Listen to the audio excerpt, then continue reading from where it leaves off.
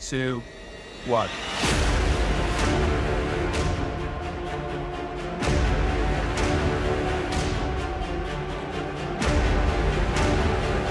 Saving the day. Can't believe it! Look at this!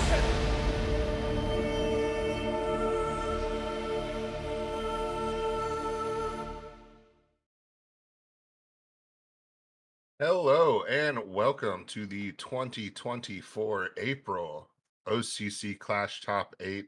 Thank you for joining us this morning. I'm here with Starry and Berto, and we are stoked to bring you today's Top 8, a big OCC Clash for your weekend. Uh, let's get into it. You can tell that I am struggling without our true friend and host, Christo.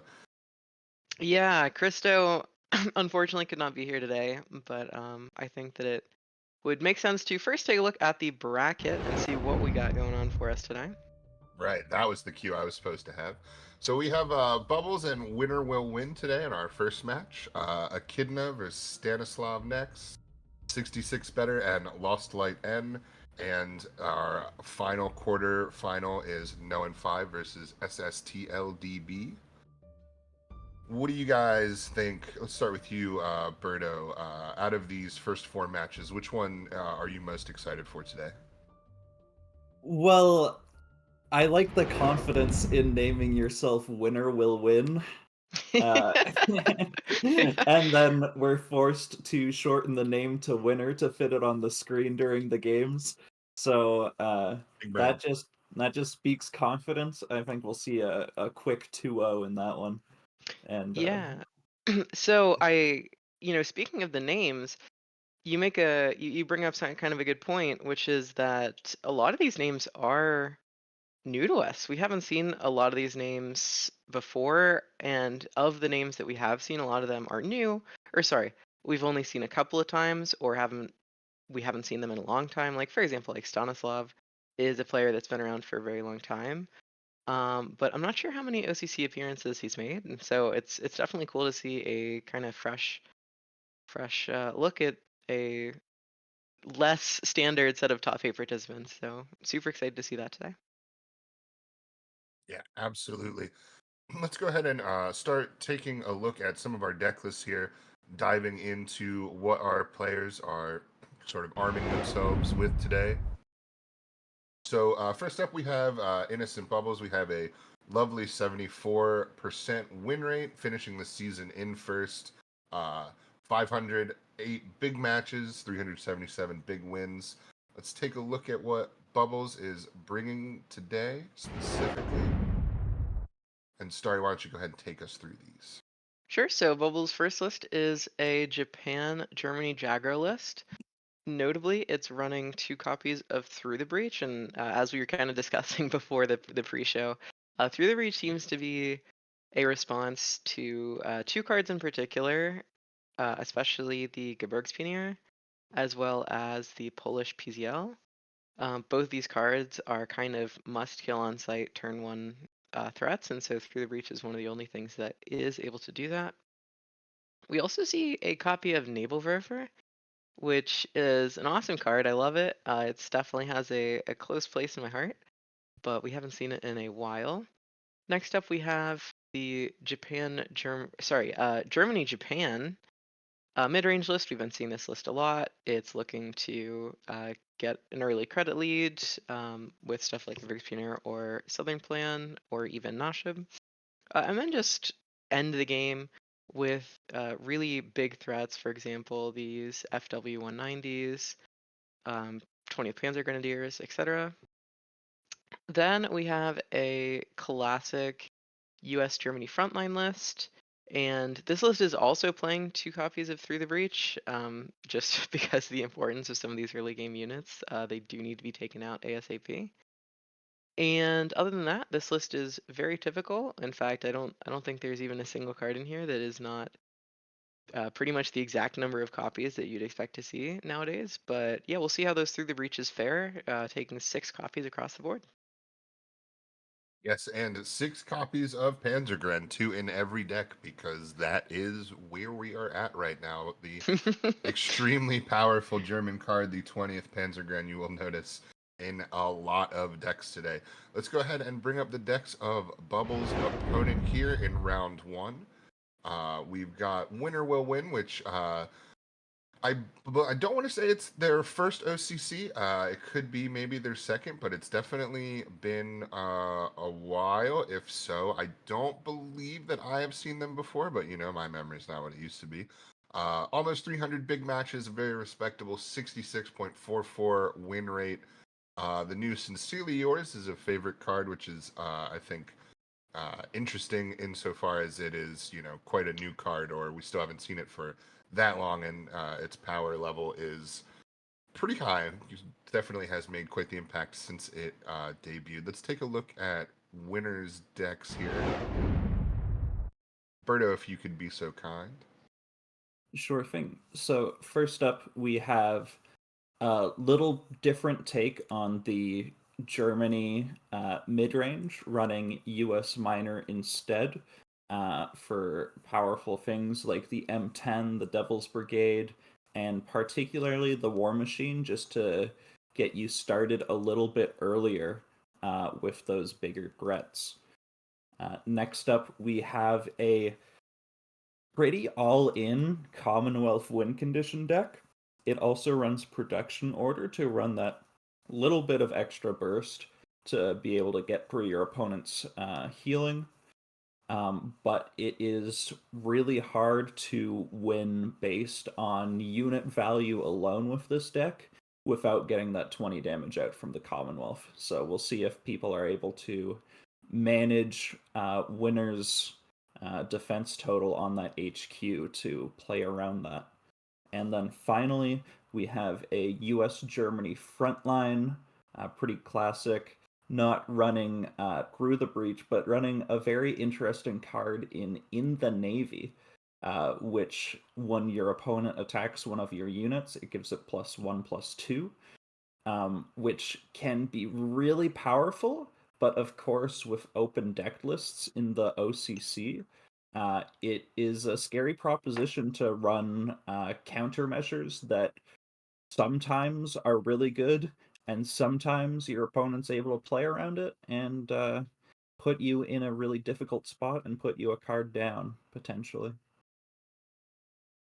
In the Navy, certainly an interesting choice. We've seen that actually. We've seen small splashes of that in the past couple OCCs, so always really fun when the countermeasures are coming into play. I think especially for the commentators. Let's pull up our next quarterfinal here in our wonderful bracket for April. We have Echidna playing a whopping 700 matches with a 450 wins, 64% win rate. Let's go ahead and take a look at what Echidna is bringing.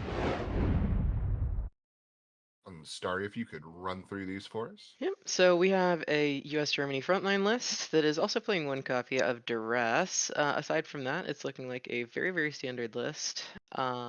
Next up, we have sort of the inverse going on. We have a Germany-US list. And this list is playing 4 copies of War Machine, and for the first 1 to 2 turns, it's really just looking to get rid of the opponent's units with dive bombing through the breach, sudden strike, etc. And then quickly ramping into these massive 4-drops. This deck is loaded up on 4-drops, as you can see, and getting these out on turn 3 when your opponent has no units down on board. We've seen this deck have a lot of success on ladder, so definitely expect this deck to be solid today. And then lastly, we have a Britain US ramp, and it's looking very, very similar to the list that we just looked at. Looking to sort of stall the game out with enemy contact and naval power and honey to get off an early Commonwealth, potentially as soon as turn 8, I think, turn 7, turn 8. So yeah, we'll see if that works as well as Echidna would like, but a very, very standard list here. All right, and Echidna going up against a OCC stalwart in Stanislav, someone who is, very familiar with the tournament. 500 matches, very solid 70% win rate here. Berto, can you take us through what Stanislav has for us today? I'd be happy to. So first up, we have a bit of a Britain-German discard/control. The discard strategy doesn't look quite the same way as it used to, with Wolfpack bouncing rather than denying a card draw. So the deck ends up leaning quite a bit more towards traditional control. And Stanislav is running a bunch of interesting cards at the lower end of the curve here, like Unexpected Resistance, Careless Talk, even the 1097 Volksgrenadier. So I'm interested in how these will work out for him, or if they will not provide enough value for this control deck to get over the top of more mid-rangey decks. Next up, we have Germany, Britain. Again, control sort of list. Still running some of these discard packages with the Annihilation and the Wolf Pack. And also just some British good stuff like that supply shortage. And then finally, we have a Soviet Britain deck. Britain in all three decks. And this is again another control deck, but this time with the push combo to finish off the game. So if you're an opponent looking to ban out a deck from Stanislav, it'll be a hard choice because it's a pretty cohesive strategy he has here. If you're not good into control, you won't be very good into Stanislav's lineup. Yeah, really, really interesting today. As if you take a look at some of the deck lists as a whole, we see a lot of aggro and some mid range. We see a lot of people trying to maybe shift the game faster. And Stanislav kind of doing a zig while everybody else does a zag, bringing a big, heavy triple control lineup. Very exciting. So our next quarterfinal, we have 66 better versus Lost Light N. Let's take a look at 66 here first. Definitely becoming an OCC stalwart. We're seeing 66 better almost every month. The improvements are great. 530 matches with 382 big wins, an incredibly solid 72% win rate. Second on the season, so not having to drag through that OCC qualifier. Let's take a look at what they've got for us next. So first up, we have another Japan-Germany Jagro. Running some really cool cards here, like Sakura Regiment, which is a card that people have been fooling around with in Jagro for a while.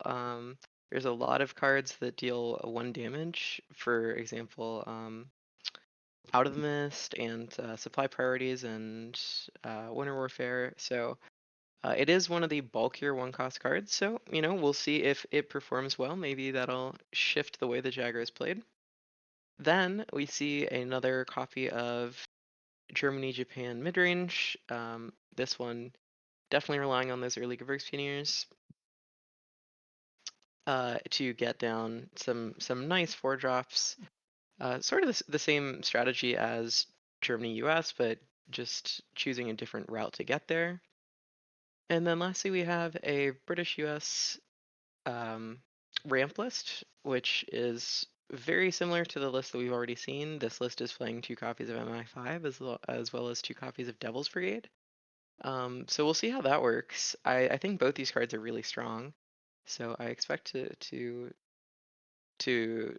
expect that they're going to perform quite well.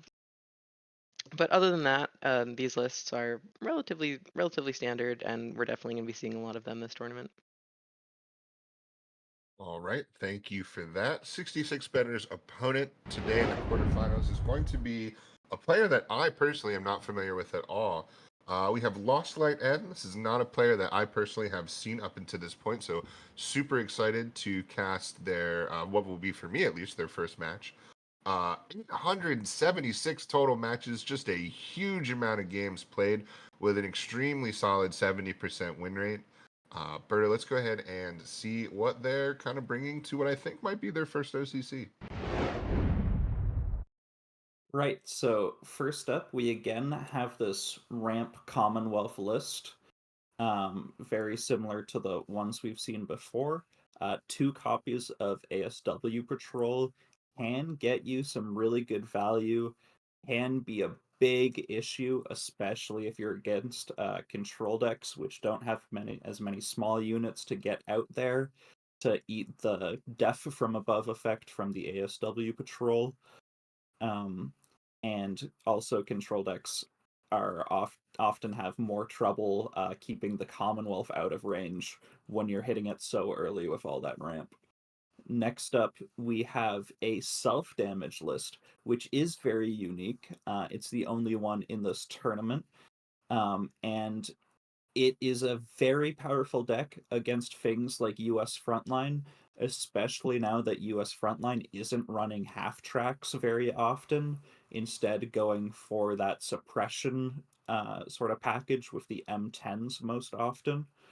So I'm excited to see how this plays out. And finally, we have the German US mid range deck, which we've seen a few times before. I'm not sure if we've seen Admiral Hipper in every version, though, not the US minor version typically. But of course, that's a very powerful card, and it's not too surprising to see it in there. Yeah, Lost Light working with some really interesting things, and I think, as you said, right, usually seeing Hipper in the German Japan version, not so much the US. So be really interesting to see if that has an effect on today's matches. Let's take a look at our last quarterfinal here today.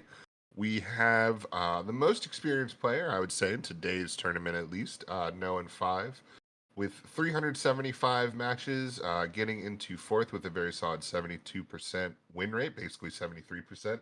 And of course, Noah's beloved War Machine. This is a gentleman that will stick ramp wherever he can, so makes sense to see it every month as his favorite card. Let's see what he has in store for us today, Starry. So the first list that he has is a Germany Japan list, but it's not like everybody else's Germany Japan list, because of course it's not. It's no one. This list is playing 4 copies of Combined Arms, and no copies of Givers Pioneer, no copies of Southern Plan. Not really trying to credit sheet. I've heard several players from the Chinese community, notably, and yet it moves, say like, this deck is cracked, this deck is crazy. I messed around with it a bit a couple weeks ago. I wasn't super impressed, but no one has managed to have an extremely high ladder position with this deck for weeks on end now. So I definitely think that even if I can't find success with it, no one surely can. Next up, we have a Japan Germany list. It's playing expansions. It's playing 1 copy of Take Liberty. It's playing 2 copies of their store, which is not a card that we see all that often in Jagro. But other than that, looks pretty standard. And Jagro is just such a classic deck. I'm sure that it will perform pretty solidly against most matchups in this tournament. And then lastly, we have the Britain-Poland Exile deck that was kind of debuted 2 months ago, and since that OCC, it has found quite a lot of success on ladder. It often can have some pretty devastating effects if it goes first, especially because it can get units out way quicker than almost anything else in the entire game. What's interesting about this particular exile list is that it's playing that PZL-37 Whoosh, which is the 2/3 bomber that when a Polish air unit is destroyed, add an exile unit to your hand. So this list is going a little bit more for the value train. But yeah, super curious to see how Whoosh does. I've seen it a couple times in laddering, but it hasn't seemed to stick. But maybe after this tournament, it will. Excellent. What I love about this tournament so far is just the very stark contrast between a player like Stanislav's 3 choices of decks and Noan's here. Noan clearly not getting paid by the hour, trying to go fast with some of these decks. I will say that I and fellow Team Heavy member Hayes have played his German Japan on ladder, and we actually went a combined 11-1 with it when we were first trying it out, with that only loss being Hayes losing to me also playing the deck. So it is fast and it is furious. Let's look at his opponent today. We have who I again believe this is another first time OCC berth, first time OCC appearance here.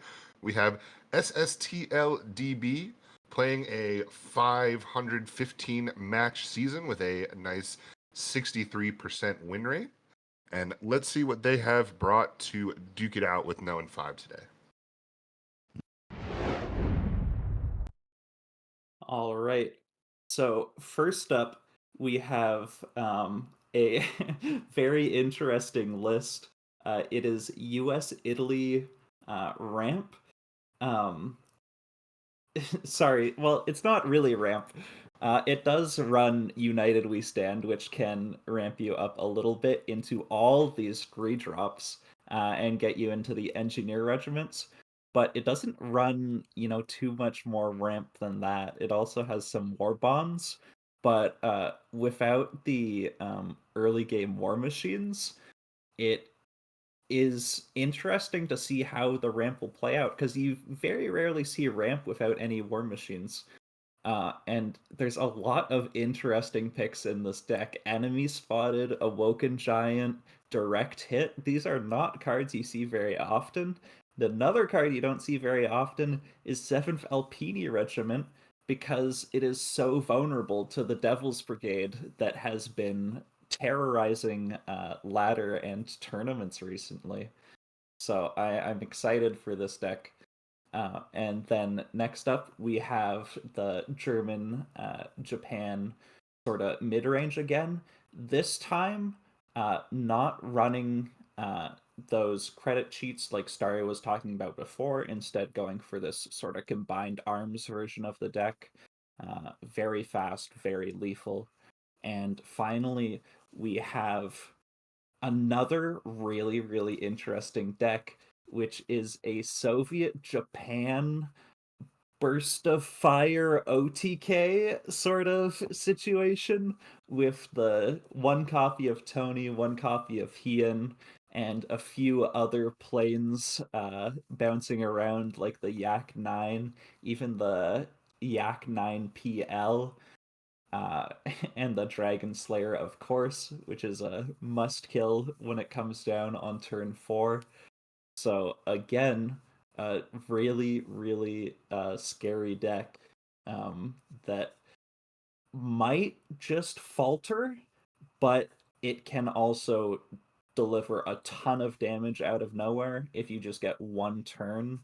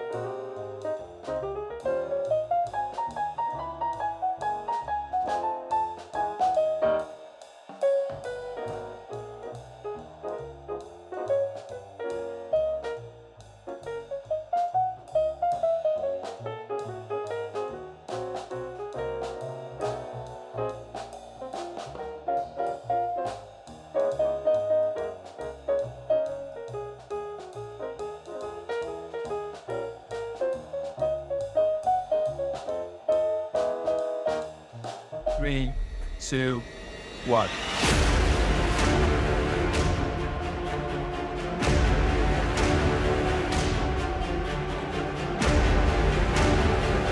Saving the day. Can't believe it! Look at this!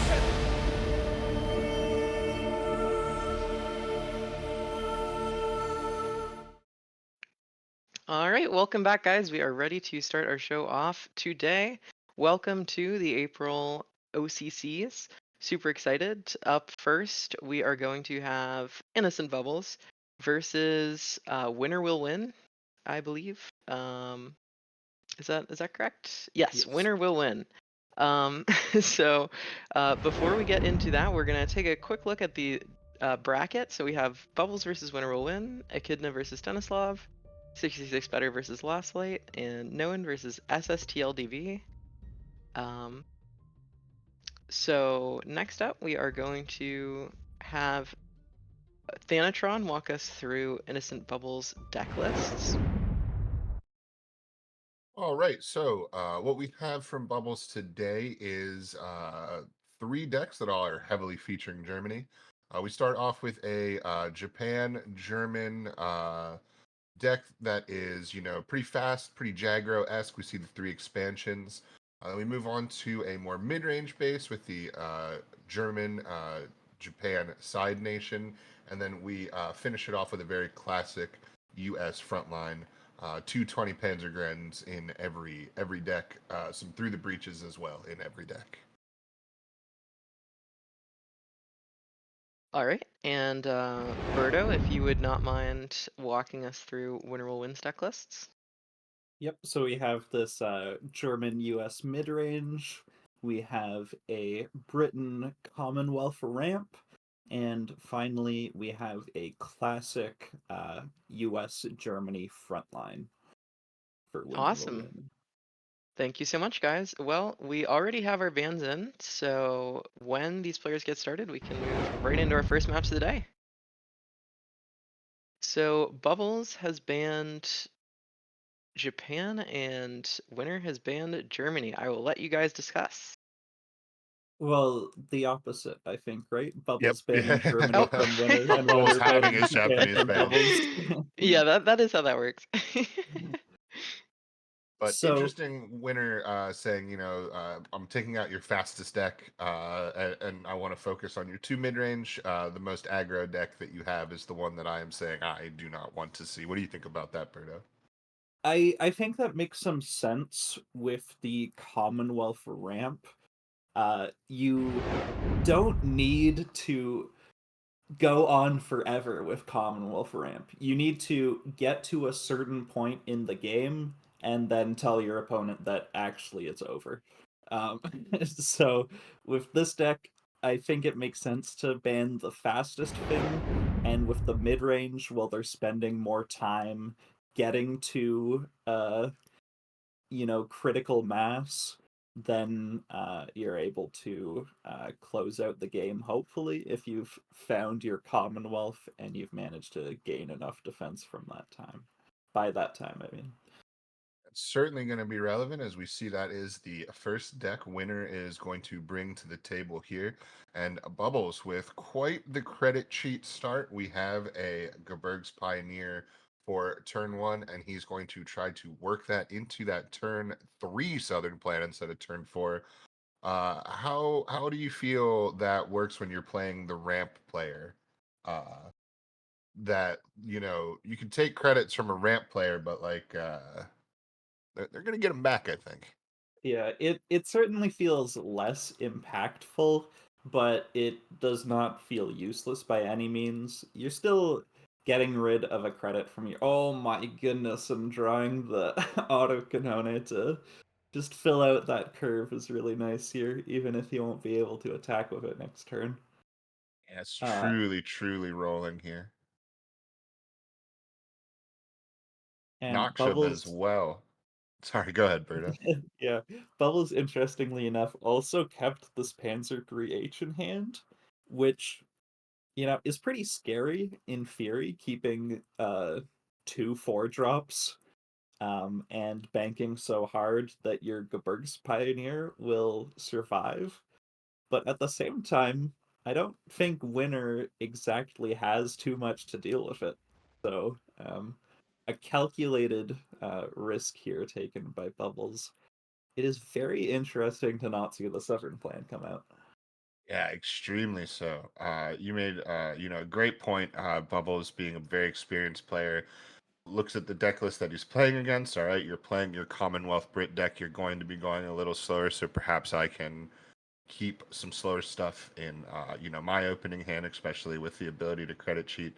But yeah, as you said, Southern Plan on 5 instead of 4. That turn before he really wanted to get, I guess, the ping for the Noxian. The one ping damage seems a little strange.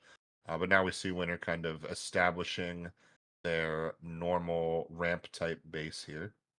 Well, I think the key thing that Bubbles was trying to get out of the situation was the 3 damage by attacking with the autocanone, Hmm. which he wouldn't have the credit for if he went for the Southern Plan. So it's kind of like guaranteeing 4 damage with also getting the autocanone ping versus reducing the credits. And this honorable death is so good here. Yeah, gonna be able to swing with the Folkwolf, I believe, as that came out last turn. Is that correct? Yeah, Yes. Mhm. yeah. So huge, huge damage. Obviously, Winner with 2 more Glamour Boys in hand and a fortification is going to be able to heal back up, but I guarantee that they are not comfortable right now. Yeah, it really feels like he would need this monsoon rot and a supply priorities. I don't even know if he has 7 credits yet. I think he's just on 6. So even if he had that combination of cards, he would still be in a bit of trouble for this turn.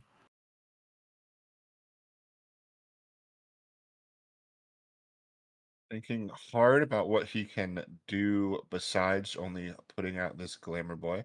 A little unaware, a little surprised. I'm not quite sure why our credit counters are not appearing. So we will try to think about that, and that's lethal. That is an exact lethal with the 5 damage from 1 off the autocannon and the 4 from the Comet. Bubbles taking that game decisively and quickly, especially with that great credit start. So we are going to see Bubbles go into his front line. Berto, would you try to counter the front line with that same Commonwealth shell, or would you go for the US mirror? Well, I spoke about how frontline or well these mid-range decks in general, they can sometimes take a little longer to start up, which Britain can sometimes take advantage of. But I made a mistake in the last game, and Winner Will Win does not run a single copy of supply priorities. He has to be using supply shortage and monsoon rot, which delays his ability to deal with an entire board. And if Bubbles is able to find an early blitzkrieg, then Winner doesn't really have the luxury of waiting very long until getting uh, his pieces set up. Yeah, that the difference between the turn 7 and turn 9 board clear is just an absolute ocean of time. Between what seems like maybe only 2 turns, but in that mid stage to end stage of the game, those 2 turns are so huge, and it's very possible the board that is existing from turn 7 and turn 8 kills you before you see turn 9. So is definitely going to be super impactful. We do apologize for the bug that is causing the credit counters to not display with Winner playing a ramp deck. That does make it a little harder to keep track of. We'll do the best we can here. This hand is so obscenely fast from Bubbles. You Truly gotta trying be to make quick work. How close is this to lethal with a blitzkrieg? Because you'd be able to double trade in the one runs. If you get just a little bit of luck, then both of these 35 Ts would get buffed. It's just But holding so much fire as well, with more Shermans than the 20 Panzergrens. yeah, but we don't see a blitzkrieg yet, and these glamour boys are real pains to get through. Sincerely Yours, a huge card for Winner to have at his disposal so early, right? Obviously, draw super, super useful for any deck, let alone a ramp deck. And when, you know, an aggressive Blitzkrieg type deck is trying to beat down your doors with that damage, that health, super important. Basically, a fortification and a convoy duct tape together. Yeah, and bundling effects together always gives you a little extra value. And when the two effects are precisely the things that you want to do with the deck, then it can get a little out of control. Looking at the Crusader here, which is interesting. I do wonder, he might have 7 credits here, so they might be going for the triple draw with the health. Did Winner potentially forget the nerf that he wouldn't be able to target Sincerely Yours? Probably not, but yeah. I'm just a little curious about the pause in that play, as if either he hadn't fully thought the play out, or he just came across a different idea for what he might be able to do after playing it. Yeah, certainly interesting. I'm not quite sure how long Winner has been on the scene. Of course, that nerf is semi-recent, right? I believe that's only 6-ish months ago, maybe within the last year. I believe I'm bad at dates and times, so forgive me on the timeline. Uh, so there is a chance that Winner's not even necessarily used to the old form of that card, but I do think that there is a strong possibility of what you were saying there to be the case. The second, or I believe first M10 coming out, we've seen what, grammar boys, 3 glamour boys just dealt with, pretty easily here for Bubbles, and Bubbles with no shortage of supplies, pun intended, plenty of cards in that gentleman's hand. So this is interesting. Winner's looking at going for this Crusader, which, if you find what you're looking for, maybe more of this pin, that could be really, really good here. But with only a single one-cost British order in hand, it's far from guaranteed that you're going to keep hitting exactly what you're looking for. That's an excellent point, and I think Bubbles did a pretty good job here as well of not playing too far into that board clear. It's only the first board clear for Winner, right? But like Winner got some small units and an already damaged Sherman. It's not exactly the type of board you want to get with your first big board clear against a deck that can so reliably build these big pressure boards, these big pressure front lines. And when they possess that big pressure front line, they're only a Blitzkrieg top deck away from sending you home with tears. So a tenuous situation here. And just look at this hand from Bubbles. He has so much draw, but he doesn't exactly have the credits to uh, play it all as fast as it feels like he might need to keep Winner from doing some incredibly powerful things. I do really like that last turn, though. We talked about the Through the Breaches sort of in the pre-show. Bubbles with 2 Through the Breaches and actually all 3 of his decks. And we discussed sort of why he's bringing those, right? A lot of it is aggro matchups, things like the PZL to make sure that despite it having 2 health, it can die on your turn 1, even if you go second. Finding convoy, and enemy contact there. He didn't have anything in hand to play if he doesn't draw into another British order. He would have been passing the turn on 5 credits if he doesn't hit something good there, which was a very real risk. Most certainly. And now holding Carpet Bomb as well. Now, what Bubbles does have going for him is the fact that he was able to prevent a lot of, well, not prevent, but counteract a lot of the defense gain in the early game by getting some good hits in with all those Panzer 35Ts that he had early. But it's looking like there's a really good chance it will not have been enough. You see the draw with the honeys out, grabbing a lot of extra health. Still not quite at 30. So Bubbles with a lot to contend with here. He wants to take that health total down. He wants to make sure it's cleanly under 30. And obviously, Winner about to get 2 health if those honeys are left unchecked. Yeah, and I think Winner is at 12 credits right now. I don't think he's above that, but we'll see very quickly. Okay, if he was above 12, then he very easily just plays Naval Power Commonwealth to win the game.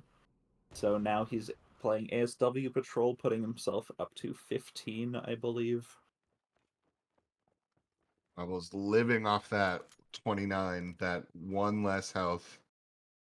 Currently saving innocent Bubbles, who is just praying that the smoke screen is enough to keep that PIR alive. But absolutely not going to matter. And Big 36 health. yeah. And Winner tying it up 1-1 going into this final match.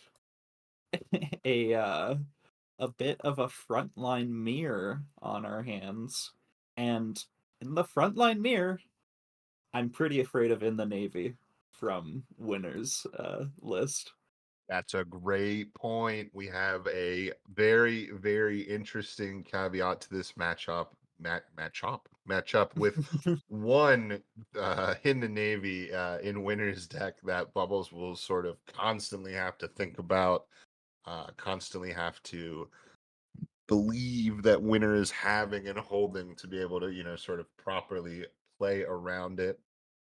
But this matchup is so full of tight margins that there's a lot of games I feel like that can play out where you just have to say, I hope my opponent doesn't have it. And if they do, I instantly lose because I'm trading a 4/4 Fifth Rangers into his 4/4 Fifth Rangers in the front line. And there's no other way that I can deal with it. I can't wait till turn 8 to make an 8/8 Fifth Rangers just to play around in the Navy. I'll be dead 3 turns ago, right? So And in the it's immortal words of TB273, if he has it, he has it. yeah, and that's what makes the situation just so terrifying. Uh,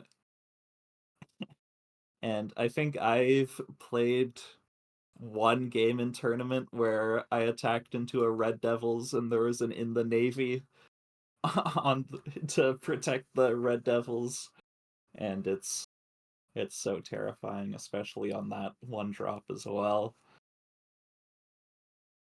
Yeah, absolutely. I mean, obviously, as anybody knows, right, a Red Devils with any extra health is basically the most annoying thing possible. And if that's in the front line, it can really turn having to double trade into an extra health Red Devils is just You're losing turns, you're losing money, you're losing everything. We are having a small technical fix here. We're trying to get that UI problem fixed up so that we do not have to deal with that for the next match. Just a brief technical pause here. So here we go. Jumping in, we are at a turn 2 for the player going second here. Winner will win. Taking a look at the board state here, we see that 164th getting the buff from the 99th, a 3/3 that's going to buff with a 1/1 after it dies. That is a little brutal, but Winner doing a good job to handle it here. Oh, and this is a really weird turn for Bubbles. Because you really want to get one of these US units in the front line for the hope of Shermaning next turn. But the Devil's Brigade was also the perfect card to deal with the 1 defense. And it would be playing on curve, but Bubbles is still prioritizing getting these Shermans out on turn 4, which I think is very reasonable. Yeah, and this looks good for Bubbles, right? Going first, he knows that, he needs to keep that front line for as long as he can. And when Winner is putting out an M10 to make a 3/3 into a 2/2, that already feels terrible. When you know that it trades into the 4/2 perfectly, it feels even worse. Yeah, that M10 sort of tells you, I don't have a good turn 3 play. I know how tempo based this matchup is, and I'm just gonna get it out there. Bubbles, he doesn't take the value trade, but at the same time, Winner doesn't get to do much with it regardless. Right, I like that play from Bubbles. He goes with prioritizing bodies in the front line over the value trades, and I think that is looking good here. Bubbles with another value trade, able to set up here, obviously, with the 3/3 into the 2/1, and that amazing ping damage from the Devil's Brigade coming up big. Getting a PIR buff on that as well. It's also pretty nasty. It's gonna force Winner into that first 20 Panzergren spoils here. Sorry, 35T of the combined arms from the Panzergren. Interesting. Really thought about making the trade and then just telling PIR to stop its nonsense, but now maybe reconsidering. Yeah, I mean, that would be 2 very low value M10s. And then you have to start thinking about, well, what if 2 turns from now Bubbles plays an 8/8 Fifth Ranger? How can I ever deal with that if I drop this other M10?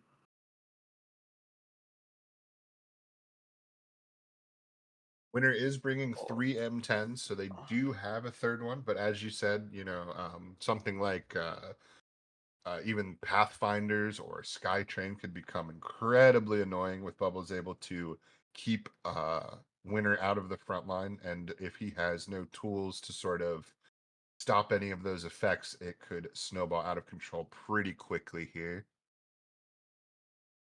And Winner does smartly play around this 164th by leaving the 35T in the back line, and he gets a little bit of a fortunate buff from Bubbles' 164th by going onto that Greyhound, which he's able to immediately kill.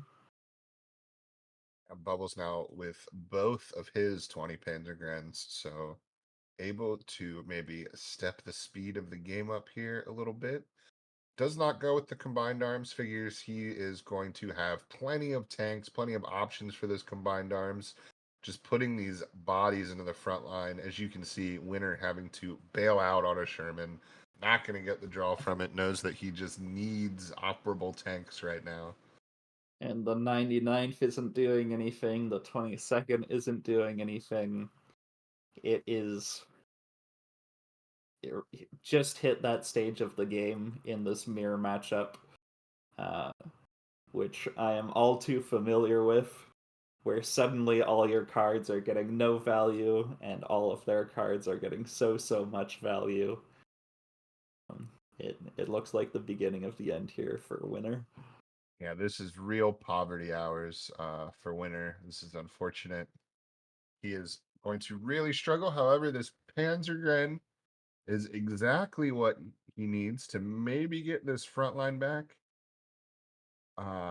Able to get an extra card draw off here as well. Finally seeing the daylight of the front line for himself, although it is going to be short-lived.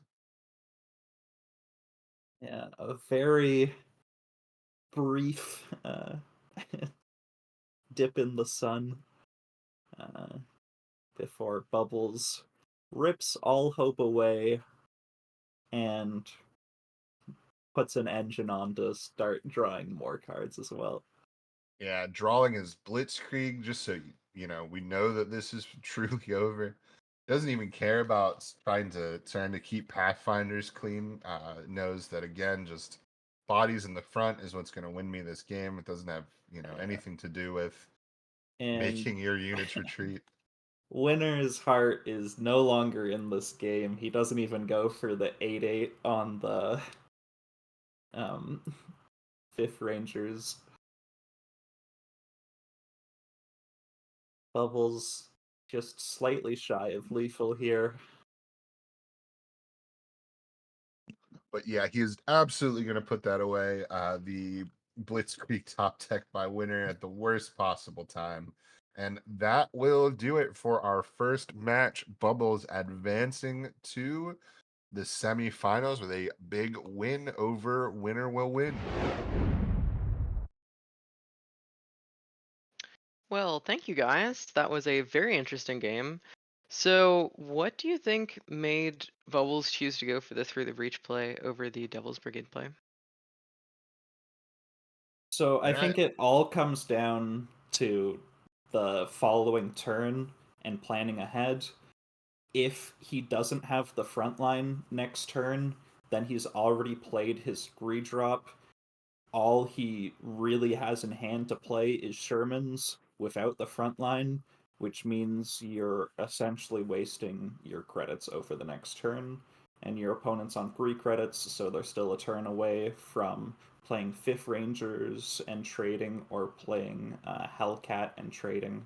So I think he was able to analyze that the risk was not too high of getting the front line cleared and went for that Yeah, one. so even though initially it appeared like that's the credit inefficient play, and that's maybe the value inefficient play, um, that despite that, it actually would have caused credit inefficiency and value inefficiency later. So kind of biting the bullet so you can have a great next turn. Okay, makes sense. yeah, the Through And the Breaches came up pretty big as well. In the game against the ramp deck as well, there was a turn where Bubbles was able to clear the 5 health heavy armor bomber with the strap bomb and then through the breach to finish it off, allowing him to use a 4/4 in the front line for face damage and really speed the game along instead of having to waste a lot of that damage on just that last little bit of health on the bomber. So it was definitely interesting how Bubbles has them in every deck and how they were coming into play in almost every matchup. Obviously, 2 damage to the backline isn't like a hard thing to find value for, right? It's not spending 1 credit to do 2 damage to a backline unit generally isn't the hardest thing to find a spot for, but really worked out and an interesting call, right? It's not a card that we're seeing a ton of. yeah, and how do you think that the bans impacted these games? Do you think that things could have been different? Maybe if Winner banned Frontline instead of Jagro, or what do you think? Well, we weren't able to see Winner using supply shortage without Monsoon Rot too often. They sort of needed to be in combination to do much against Bubbles here. The idea of leaving Jagro open for Bubbles really opens up the door for supply shortage to do a lot more on its own because of all those one defense threats.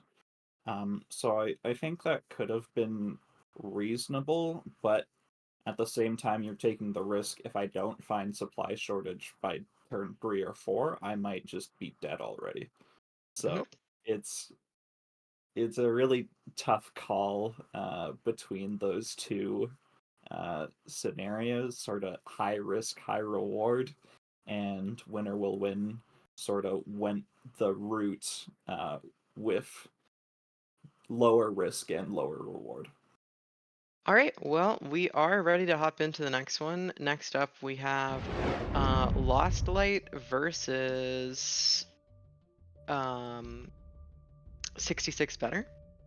And we also see that SSTL DB did defeat no one, so we are going to get to see that very interesting Russian Japan OTK list.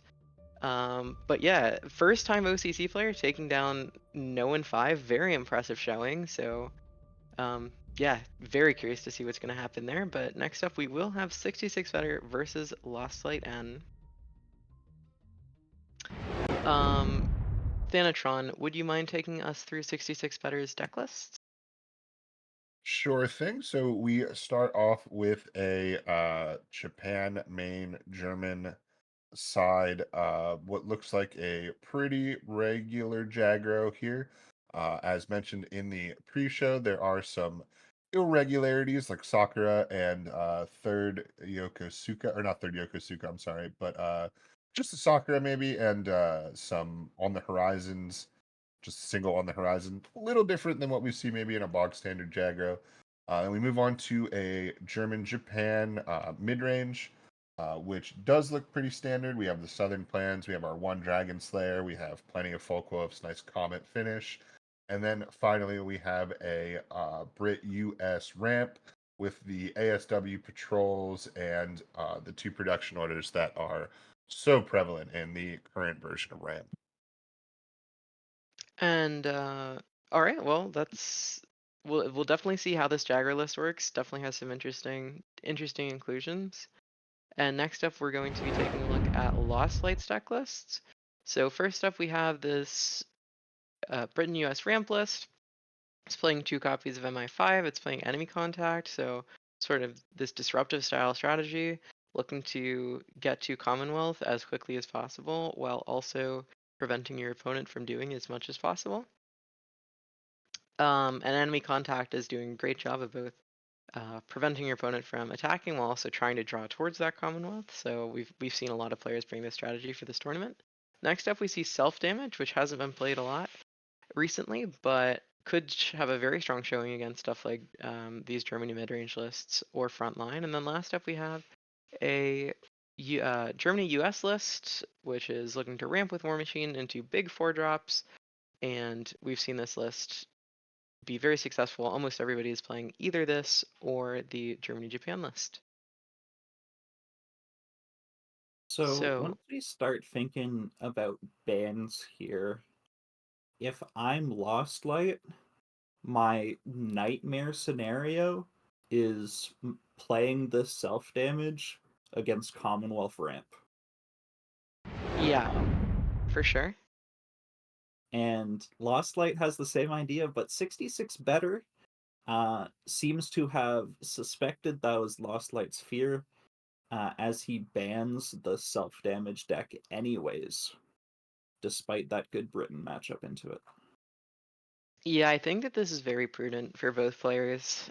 I am a little bit sad that we aren't going to get to see self-damage, as it is such a classic deck that hasn't been good recently, but as you said, it's just too good into this Jagro and Germany list, and then this Britain list is, you know, obviously going to get banned just because it has a really good matchup into at least 1.5 of your decks, if not 2 or even 2.5 of your decks. So, I think it makes sense for both players. I think that the 66 better absolutely made the right prediction here. I don't know if it's fair to say 2.5 of your decks when Lost Light is almost running the exact same Britain deck. Well, As that's with the why very I'm similar. counting it as a Yeah. half. But I think that given that you are ramp, but you are ramping quicker and towards a more aggressive win con while also pinning down your opponent's cards, I think that the Britain deck definitely has a decent matchup against this Germany-US list, and the supply shortages can make it pretty miserable for Jagro to try and play the game. So Is 66 better so high on the evaluation of 20 Panzer Grenadier that he's going to keep a 4-drop in hand yeah, and we see on this get Jagro? punished a little bit. Yeah, we bloom in adversity.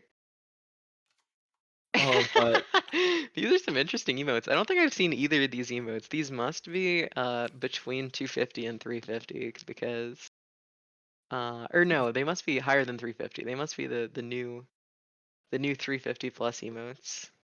but Lost Light so desperately just needed any 1-drop on turn 1. Well, not quite any, but if he had an infantry on turn 1, he'd be able to trade in this 35T, he'd be able to get into a decent spot. Instead, he's just going for the dive bombing to set up the Devil's Brigade next turn to kill it. And Yeah, and I that's mean pretty if slow. you're Lost Light, it makes sense that you would want to keep a dive bombing around, just because it's really effective into killing some of these early game units. I actually have a lot of experience playing literally card for card this exact list on of Lost Lights. Um, it is the list that I use to get top 34. So, yeah, this deck absolutely loves to keep these small removals against aggro to combat these early turns, but when your opponent doesn't play them and instead is playing Mountain Gun, it can turn into a funky game. It can turn into a very funky game. And both players already have both copies of Panzer Grenadiers. How silly is that? Uh, so I we mean, it's a will good not card. I don't know if we it's that good to keep it in your opening hand, but well, we certainly won't be seeing either player run out of value anytime soon. But they might be running out of defense pretty soon from Lost Light here. This works out pretty well, being able to 35T combined arms trade. yeah. And now that 66 better is really only in a position to play one-ish unit per turn, um, Lost Light should be able to combat that pretty easily with the units that they have on board, as well as the Schutzen and Fifth Rangers in their hand. Normally, when you are playing, especially going second, you really are trying to mulligan for a War Machine, which is why I'm surprised that we didn't see that 20th Panzer Grenadier mulligan from Lost Light. But it does seem to be working out for them, so maybe that's why they're in the OCCs and I'm not. So. What's a little funny to me is that Lost Light is going second. He has a hand of 8 cards, and 66 Better's Enigma going first looks kind of bad because as soon as you start playing any of these cards in your hand is also getting bigger. Yeah. Speaking of adding cards to your hand, Lost Light is in a real predicament here because on one hand, your opponent has combined arms, and you know that there's a very decent possibility that if you don't push up your units, that you're going to be taking quite a lot from a potential 35T combined arms off the top, which would make it relatively easy to secure the game with Shiden and Shinano. However, if you do push your units up, you're playing right into Winter Regiment or Schutzen. I want to double check and make sure that 66 Better is playing Schutzen in this list. They are not. So really, you're only worried about this Winter Regiment, but Winter Regiment taking your 20th Panzer Grenadiers makes it actually cost 1 less. It makes it a 3 cost 1/1, which is oftentimes better than just a 4 cost 3/3. Sometimes that extra credit is really important. So it's kind of a catch-22 for Lost Light, unfortunately. They did end up going with pushing up the Red Devils, which I think is the right play, because if it does get salvaged, it isn't the absolute end of the world like it would be if you had pushed up the 20th Panzergren. So I do think they made the right play there. Yes, Devil's Brigade, you mean? What But did I say? Oh, Red Devils? Yeah, Devil's, Devil's yeah, Brigade. those are very easy cards to mix up. This is interesting. Oh, just going for a big shenano. That's a bit of a risk, but at the same time, you have a pretty good idea of what some of the outcomes might be. Yeah, so because Lost Light isn't playing Germany secondary, that means they don't have access to Burst of Fire, which means that 66 play it better can be a lot more aggressive, knowing that it's very, very unlikely that that your opponent is going to be able to hit your HQ enough before you're able to play this Shiden. So once you get your opponent down to 8, And you're taking maximum 9 this turn. I mean, Comet plus attacking with FW is, yeah. So anyway, 66 Better has basically secured this game with that Shiden in hand. yeah, and very notably, he's able to just play Shiden and attack now. He doesn't need to wait for turn 11 because Devil's Brigade is able to target HQ with that 1 True. damage. Absolutely. And Lost Light does not have any defense gain for his HQ. This ends up, just being a little bit better than the Shiden. You're putting something in the front line your opponent has to deal with. You're still bringing them to 1. Yeah, we are going to see this first game go to 66 Better. I do wonder if Lost Light had found one of those war machines or found some better early removal, could this have been different? Because if your opponent plays a mountain gun and then you ramp, oh man, you're so golden. It's so good. You're saying you're not going to get any value off of this mountain gun, and by the time you have any opportunities to use it, I'm going to have things that are way bigger than 3 defense, right? So Yeah, I think I do think that if Lost Light had found a war machine, that this game could have turned out way differently. Yeah, I also think that if you just had a Red Devils or well, actually, I'm not sure how many infantry that deck runs off the top of my head because there's a few different versions of that deck. But if you have That list plays, infantry turn 1, the then only infantries that you're playing turn 1 are Noshib and maybe Gebirgspioneer. Really what your plan is to be using those combinations of through the breaches and dive bombings and sudden strikes yeah. to take out your opponent's early game stuff. So for Lost Light, it is literally only Nashub as a 1-cost infantry. So the chances of that were pretty low, but he did have 2 copies of Grew the Breach, which could have been a little nicer than the dive bombing, but at the same time, he still didn't have a great Gree drop other than the Devil's Brigade. Would have been able to hit a 1-drop, that is quite relevant, but starts to get hairy past analyzing that just a couple turns ahead. Yeah, so this is actually a really nice start for a Lost Light. You don't really need stuff like Through the Breach if you're planning on playing a turn 2 War Machine anyways and you're going first. So being able to play a turn 4 3H, which is going to trade super nicely while also accruing additional value from that deployment effect, this is definitely a very, very nice start for Lost Light. 66 Better does have a very aggressive opening, but because Lost Light is able to get that early credit lead, I think they are going to slowly be able to trade off everything before it becomes a huge problem. I don't exactly see the benefit of getting this recon down versus just 35T. You get 2 more damage in this turn, and I'm just not sure what the recon is doing for quite a while. Because, like, you're not near the point where you're gonna spend a credit just to move them up.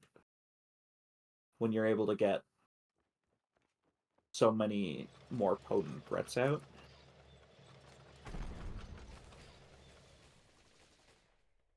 Yeah, so we see 66 Better with 3 15th Cavalries in hand, and if you're Lost Light, that is not what you wanted to see off the top. They are still going to be able to trade out with 2 of the opponent's units, as well as ramp, which will be helpful in getting down the 20th Panzer Grenadiers. So they're definitely very much still in this game. It's really anybody's game at this point. But 66 Better's top decks are going to be really important. What 66 Better draws in the next couple of turns is most likely the factor that's going to decide this game. And Lost Light playing Through the Breach here means that he has no answer for this 22nd, which has a lot of potential to stick on the board and just accrue a lot of value over time. Yeah, I mean, I don't really know if there is a better option. I think that eating 6 to the face is probably a little bit too dangerous. Yeah, I agree with that. But yeah, you are right. This 22nd is going to be very difficult to take care of until you clear out your opponent's front line, and it is going to potentially keep 66 Better getting the little extra bit of gas that they need to close out this game.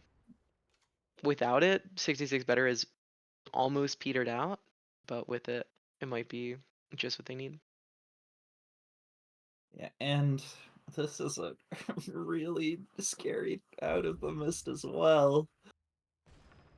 That that is not what you want to see when you're Lost Light.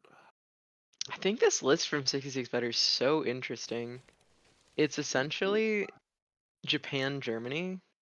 Oh wait, no, it literally is Japan, Germany. I'm sorry. The early start looked so much like Jagro that I'm like, wow, Jagro with like Southern Plan in it? That's crazy. I'm also surprised 66 Better didn't go for the 20 Panzergren that he looted last turn. It's a little inefficient, pushing up 22nd, which, is a card you generally want to protect, and just attacking for 1 damage with the recon, versus getting so much pressure not on board, but pressure into your hand that your opponent has to find some way to deal with.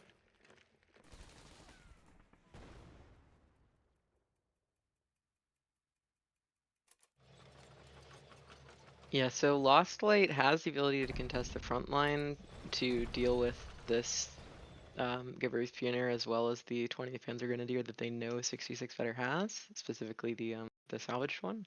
Wait, But it also plays into Schutzen, so Lost Light again, Lost Light didn't move up the other 35T. Yeah, that's a He's very weird play. I would either move up both of them or none of them. because 66 better is able to play 20 Panzer Grenadier, play the 35T, buff it with combined arms, trade the infantry, and hit your HQ for 4 this way. And then Yeah, with the which means that Schützen in Schutzen hand, is, yeah, Schutzen is looming large over there. What? Interesting. Wait, Very, did I oh, we miscount? miscounted. Oh, We I miscounted. miscounted. Yes, okay, sorry, that's my fault. Of course. Okay. Lost Light, not making any blunders here, only the casters. Yeah, so in my eyes, it makes most sense to attack, trade out, and then go for the comet play. I was actually thinking, what if you double trade so that you're able to Jagd Bomber without sending any of your opponent's units back to their hand? I don't think it makes any sense to trade with the Panzergren just because it makes your opponent spend a credit to trade it off. And it's not like we're Well, planning on giving them another copy. I was thinking, what if you get the value trade with the 2-1 into their 4-2, and then you trade with your 4-2, the Panzer H, into the 1-1, and then you can just get the Jagd Bomber out as a body? Yeah, I mean, I do think though that you really need to start putting the pressure on, because you're so much lower on cards, and you know your opponent has some really powerful cards in hand. I feel like you need to pressure the opponent's HQ a little bit here. So this, I feel like as Last Light, you're always Here's playing what the I would Comet do here here. and going full HQ. Here's what I would do here. I would Yag Bomber, attack, play the Admiral Hipper on my own 35T, play it and attack again.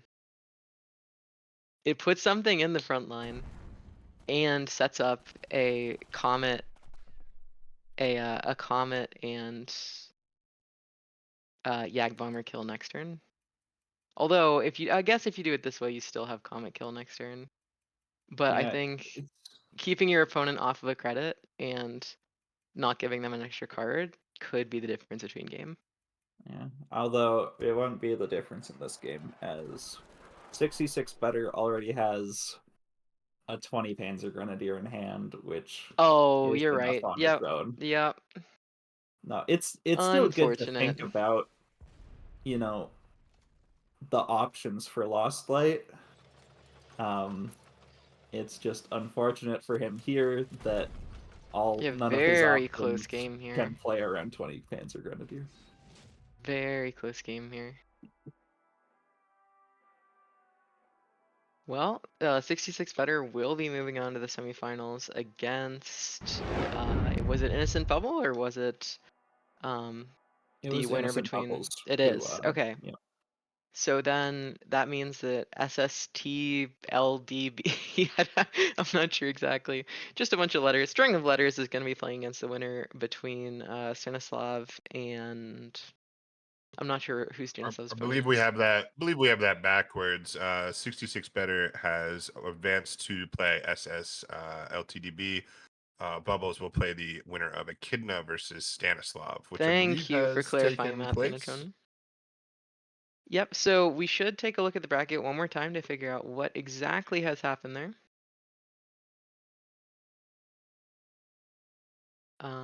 So, what do you guys think SSTL DB stands for? I know sometimes STL can mean slower than light, as opposed to FTL being faster than light. I've never heard STL referring to slower than light. Is that a reference to something in particular? Or? I heard it one time listening to an astronomy video while I was falling to sleep. So, Okay. I don't think it's a very commonly used acronym, considering most of the things they deal with are slower than light. Uh, but I don't know. I'm trying to think. Could be severely slower than light, dubious. I believe it is Boats. South St. Louis database. Oh, Is what okay. I- That makes makes a little sense. more sense. Yeah, that would make sense. So Stanislav will be advancing over Echidna with a decisive 2-0 victory. No surprise that it took a little bit with Stanislav's triple control lineup. But we will see Bubbles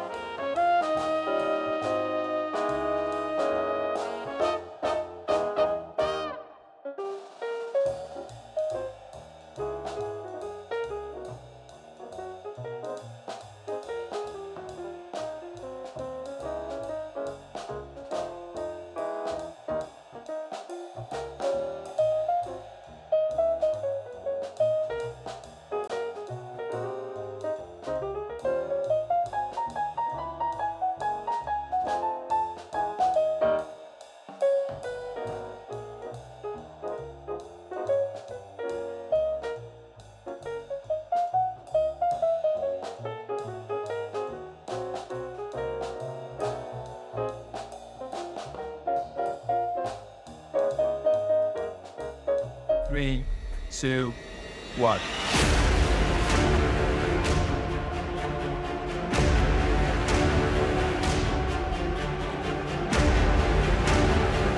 Saving the day. Can't believe it! Look at this!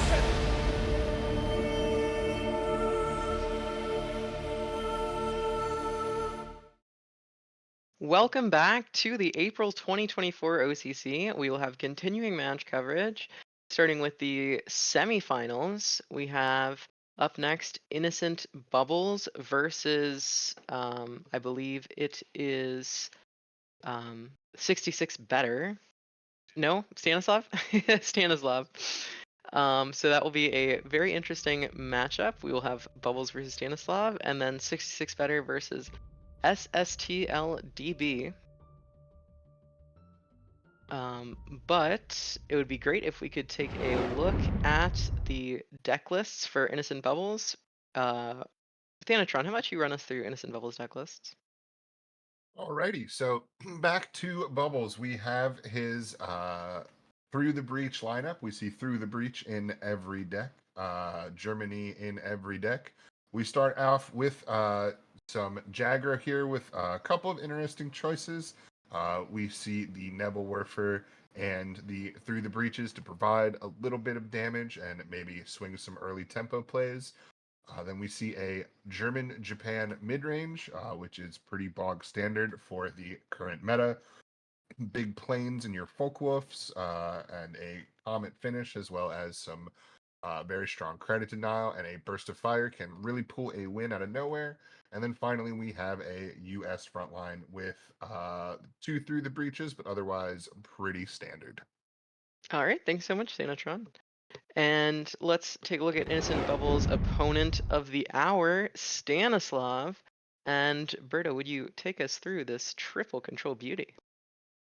Sure thing. So we have a Britain-Germany discard control list. We have a Germany-Britain discard control list. And finally, we have a push OTK going for that Britain minor for those good stuff like Glamour Boys, which he has a lot of across the board. Yep, makes sense. It is an absolutely great card for these control decks. And it looks like we do have the bans in, so let's take a look what we will be seeing today. So it appears that Bubbles had their Germany-Japan mid-range list, while Stanislav getting that push deck banned.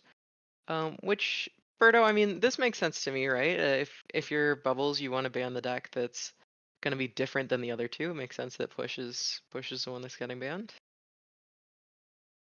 Yeah, well, push is always a scary thing to go into. It will eventually win the game, especially with that Great Patriotic War making it so you aren't even able to get your defense out of range. And it can also, the combo can come down pretty early if Stanislav gets lucky, so it is a scary deck. Yeah. And yeah, and Bubbles getting that Germany-Japan mid-range list banned. Yeah, I mean, it's the deck that has the highest chance of high rolling your opponent, cutting off your opponent's credits. And if you're control, you really can't afford to be staring down 4 drops while you're stuck on 2 credits. So I think just to eliminate that chance, it makes sense to get rid of Bubbles. Yeah, you brought up a great point with the bans, right? If like Bubbles is in a situation where no matter what, he's playing a discard deck, he can't obviously ban both of them. And if you feel like you can beat one discard deck, you probably feel like you can hopefully beat both discard decks. Mm-hmm. So banning the push OTK definitely makes a lot of sense for Bubbles. This is an interesting matchup as Stanislav has Brit in all of his decks, and Bubbles has Germany in all of his decks. And both of them are sort of playing to those archetypes as well, right? All of Bubbles' decks are going to use a lot of units to really beat you down. And Stanislav obviously is coming with a much more control and specifically discard based strategy that the Brits will also lend themselves to. So pretty interesting lineups here. Yeah, and Bubbles was thinking for a really long time about keeping Through the Breach, which I would be, I'd be very surprised if Through the Breach ended up being useful, but potentially Bubbles is worried about a Heinkel coming down, as that would be the main thing that you'd be taking out with that Through the Breach. Yeah, interesting that he has to play Stanislav here in this round, as Stanislav basically is the one player in the tournament that is looking at, you have Through the Breach in all of your decks. That's cool. I don't care about it with any of mine. So little bit of a sore spot there for Bubbles' hopes, but not too big of a deal, right? Through the Breaches, only 2 cards. They're your early tools. Probably not going to make or break frontline in this situation. Yeah, and just playing a raw Hellcat, posing the question to Stanislav, what you got, dude? What you got cooking up over there? Because Stanislav definitely does not want to be eating those chunks of 4 every turn, and at the moment, Stanislav doesn't have a Glamour Poison hand, which would be the main way of contesting this Hellcat, if not for removal, so Yeah, and we'll see. actively choosing to not, I definitely need more value on my supply shortage. Just killing a Hellcat in 2 turns is not worth the supply shortage.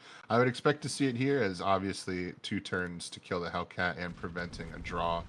So good move by Stanislav. He doesn't even take the 4 health penalty for sacking that turn either. Just gets that extra value. Yeah, and Bubbles deciding that the 4 damage on the Hellcat is worth more than going for the Sherman right now, because you're still guaranteed pretty much to have Sherman online with this Greyhound. And But those Gren guards are huge, right? That's a very big guard for US to go through. With especially not really relying on half tracks any longer. So it'll be really interesting to see if Bubbles is able to locate his M10s to sort of deal with some of these guards. Obviously, another Gren guard coming down probably very soon, and we know that there is going to be a lot of glamorous boyisms. yeah, this is really difficult because on one hand, if you're Bubbles, you can half track, or sorry, not half track, you can M10 A1, but A, that requires that you have them. And even if you do, you're still going to be getting two of your units in the front line traded away pretty easily for like the next 3 turns. So, definitely not the card that you want your opponent to have if you're Rivals, but getting through 6 of the 11 defense total that was being presented with that strat bombing as well as taking away credit slots absolutely seems like the right play to me. Bubbles with only a single sky train as far as air units go, so that Sky Barons in Stanislav's hand is gonna probably be stuck there. I actually was able to play some reps with Stanislav's Brit German discard, which is not what we're currently seeing. We're currently seeing German Brit. I know in his Brit German he actually takes 2 Sky Barons. Wow. So one of those is going to be, or at least in this case, would be completely dead. There's only 1 plane. Yep, 2 Sky Barons in this one as well. So that is going to be a completely dead card. There is going to be no play for that second Sky Barons unless he wants to get truly wild and maybe kill his own plane for a draw. But Yeah, even if come on, Thanatron. a Clearly the five Sky a Barons are there to 5/1 target Folkwolf your own. perhaps, yeah. They're clearly there to target your own After comet. I swing with my 5/1 Folkwolf, perhaps I will kill it for a draw. Very big Yeah. brains. Yeah, but I think those with the prevalence of these German mid-range decks, which almost all rely on Focke-Wulf for the end game, I think it's Skybarons could be a really, really strong card at the current moment. It even has the upside of teching against Soviet air, which I don't think you really need to worry about, as it's a sort of anti-aggro mid-range deck, and you are running a full control lineup. I think you're probably pretty good into it already, but I mean, yeah, you get to coincidentally hit that as well. Content to just use a 6 credit comment to kill the 1/3 extremely cheap Greyhound. Not looking great for Stanislav currently. The Wolfpack might help. There's a very interesting amount of AoE here. Obviously, the Maelstrom can take care of the whole board for him. And then in later turns, he has some interesting plays with that Monsoon Rot. Obviously, he's probably looking for a supply shortage, but in a pinch, Monsoon Rot and Through the Breach is definitely a cheap 7 cost kill anything. Not cheap so much, but it'll I kill mean, anything. I absolutely agree with this play from Stanislav. What you're setting up here is you're going to get Through the Breach to take care of this 22nd. You're going to get to have this 989 online, trade something into the front line, and then you're going to be able to bounce something if you want. What I'm expecting to see here is bouncing the Devil's Brigade and... Oh, interesting. Yeah, no, this play absolutely works as well. Getting a 989 into the front line and cutting off that 22nd. Especially not that Stanislav knows it, but Bubble's now holding the Blitzkrieg. So US obviously able to take the front line quickly, build up a board quickly, build up a front line quickly.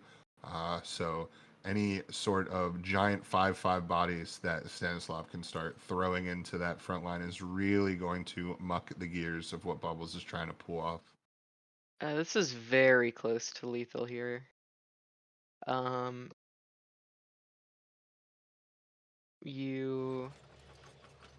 Oh no, I guess you wouldn't be able to get 235 Ts and Blitzkrieg. But... Oh no, yeah, you would. Okay. No, I was right. Yep. See, look at me. All Look right, at me, I yeah. was right. It's... Oh wait, why? an Oh, it exact got the buff lethal. from 164th. An Look at that. incredibly precise, wonderfully found lethal by Bubbles to take that match before Stanislav can get any of that AoE off. Yeah, excellent work from Bubbles. The ordering is very important there because you need to make sure that that 164th buff lands on one of your 35 Ts. You need to make sure that you trade the 164th after you trade the Sherman, but you also need to have your 35 Ts down, you know, While the before you infantry trade is away. Yeah, alive. while the infantry is still alive, so you need very, very precise ordering there for that all to work out. So And excellent work from Bubbles to find that exact lethal. our fellow genius Berto mentioning as well that he traded the 164th before the Sherman, which was just the tiniest bit of order and accuracy, as that did technically give him a 33% chance of that buff going to a unit that would not be useful and then therefore missing the lethal. But that's nitpicking a pretty genius masterstroke. So that was quite the play. And Bubbles just needs to win one game with Jagro, and I Against some have slow decks. yeah, against some very slow decks.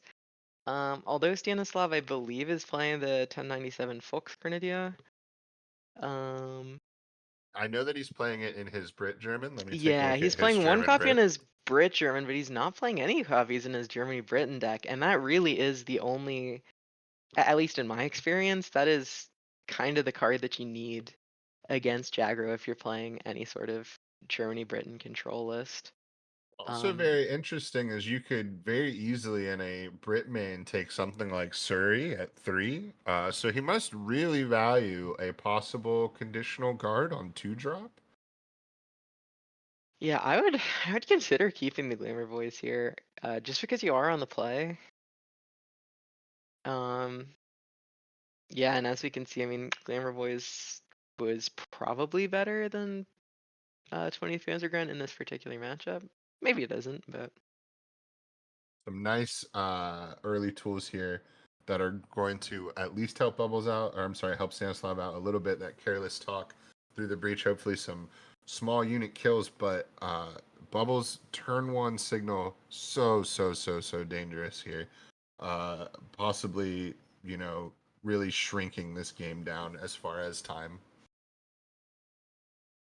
Yeah, so Stanislav has to decide, does it make more sense to be credit efficient with the from the deep, or should I save the from the deep for turn 11 when I might be getting sheeted to the face? And Stanislav does go for the more credit efficient play, which I personally think is the right play. I think that you really are going to have to just hope that you have Glamour Boys around when that time comes, or hope that you discard your opponent's Sheeden, as they only do have one copy of it. I do think that credit efficiency is probably more important. Definitely interesting. I definitely see what you're saying, and I would by no means say that it's wrong. But with it only being with holding the careless talking hand at the same time, and it only being turn 2, I don't think. And the signal's on the board, right? So there's not a single card that Bubbles could have played on turn 2 that would have survived the careless talk, to my knowledge. So I think I No, would have you're right. rather. You're absolutely right. I But think I would have rather held the from the deep as just a better later game option. As like I said, that you know, there's just nothing that can. So who cares about the 1 credit when I can just hold that better removal tool for hopefully a more for a bigger body that maybe I can pull off with it. But as you mentioned as well, with the credit efficiency, I don't necessarily believe that there was any wrong answer. yeah, no, I mean, I think we're just gonna have to agree to disagree. I think both plays absolutely have their ups and downs, and it's those key decisions like that that are really difficult to make that set players at this OCC level apart. I mean, having to make those decisions on such a regular basis at this level is what makes it so difficult to be here. Really interesting play there by Bubbles. So Sendai, I feel, has fallen a little out of favor in the way that the game has gone. Jagger is still running Sendai sometimes, but you definitely see a lot more Jagger not running it than before. But what he really did here was he doesn't necessarily know it, but that was the only infantry Stanislav had access to. So not only is that 35T going to have to be paid for every op, but that combined arms is now only +1/1, not +2/2, as he's now got no, arms to combine, Yeah, just the Panzer. So I s- huge play off that Sendai. I still think that it's worth it to Panther 35T combined arms and trade. I still think this is the best play. Regardless of the fact that Bubbles doesn't really have a great, even without knowing that Bubbles doesn't have a good play next turn. You want to pop off that expansion, but without a blitz unit, it just isn't going to be possible unless you're willing to move up the Sendai. And I highly doubt that that's something that is worth considering. But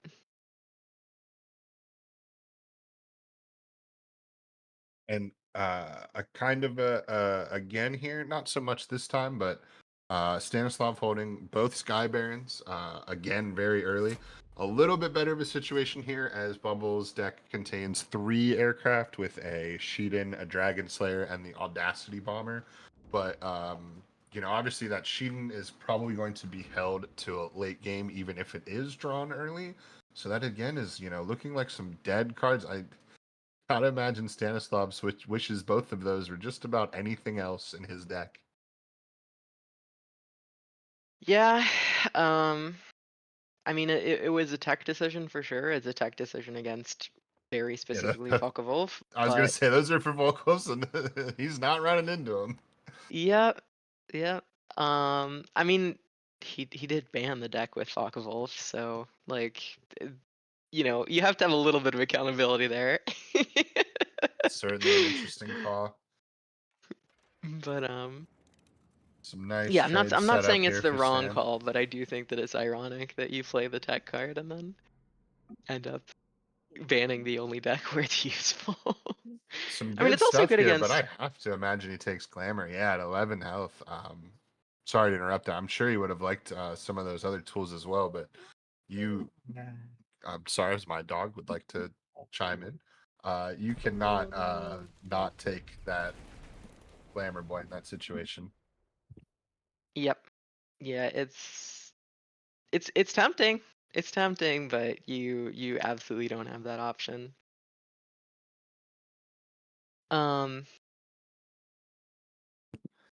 It's also worth noting that these Sky Barons are pretty good against the Brit US ramp decks, especially if the Brit US ramp decks are playing Halifax and doing the whole bomber thing. But it seems like for this Broad tournament order especially, bombers that tough to remove.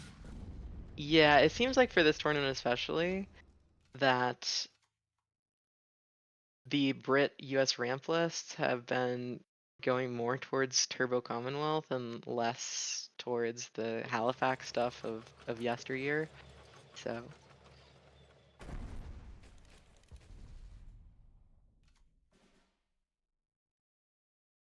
and this Devil's Brigade is getting absolutely great value. It does mean that you can't play Glamour Boys, so you do kind of have to make that choice there. Does it make more sense to like Careless Talk Glamour Boys trade off? Or You does it will make get the sense? Panzergren back, which is a blitz unit, right? So he will be able to put that Panzergren directly into the front line on the same turn. Which against Jaguar is pretty good, right? That's going to probably buy you a little bit of time or at least a little bit of space. Yeah, I mean, moving the Panzergren up is good against a lot of the cards in Bubbles deck. It is a little bit weak into Sheeden, but I think that if you do have the Glamour Boys in hand, which if Sheeden double attacks Glamour Boys, it trades out. So I don't think it's the end of the world. You do have to remember that Bubbles does play Honorable Death, which is pretty specifically for Glamour Boys. But and Interesting play Bubbles there coming in here with to go for that that Maelstrom. Obviously, there were ways for him to clear the board without using the Maelstrom, but the problem with that was then you were going to take more signal damage. As we said in the very beginning, that signal coming out on turn one really putting a tight squeeze on how long this game can sort of possibly go for Stanislav, and I think that you know, a lot of echoing effects, including which AoE he basically could or had to use in that scenario. So I see a very funny line next turn.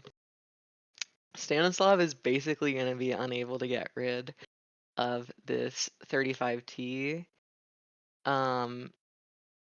while also getting rid of the other stuff. So if Stanislav does decide not to get rid of the 35T, which I could see that, I could see Stanislav making that decision, then Bubbles has the opportunity to Honorable Death and then attack with the Bubbles can clear the 4/4. board with what's the he can kill. Oh no, I'm sorry, he has a 1/1. I'm being a silly boy, and Yeah, but the I 1/1 forget. can I push up apologize. and trade. It's that's true, and then yeah,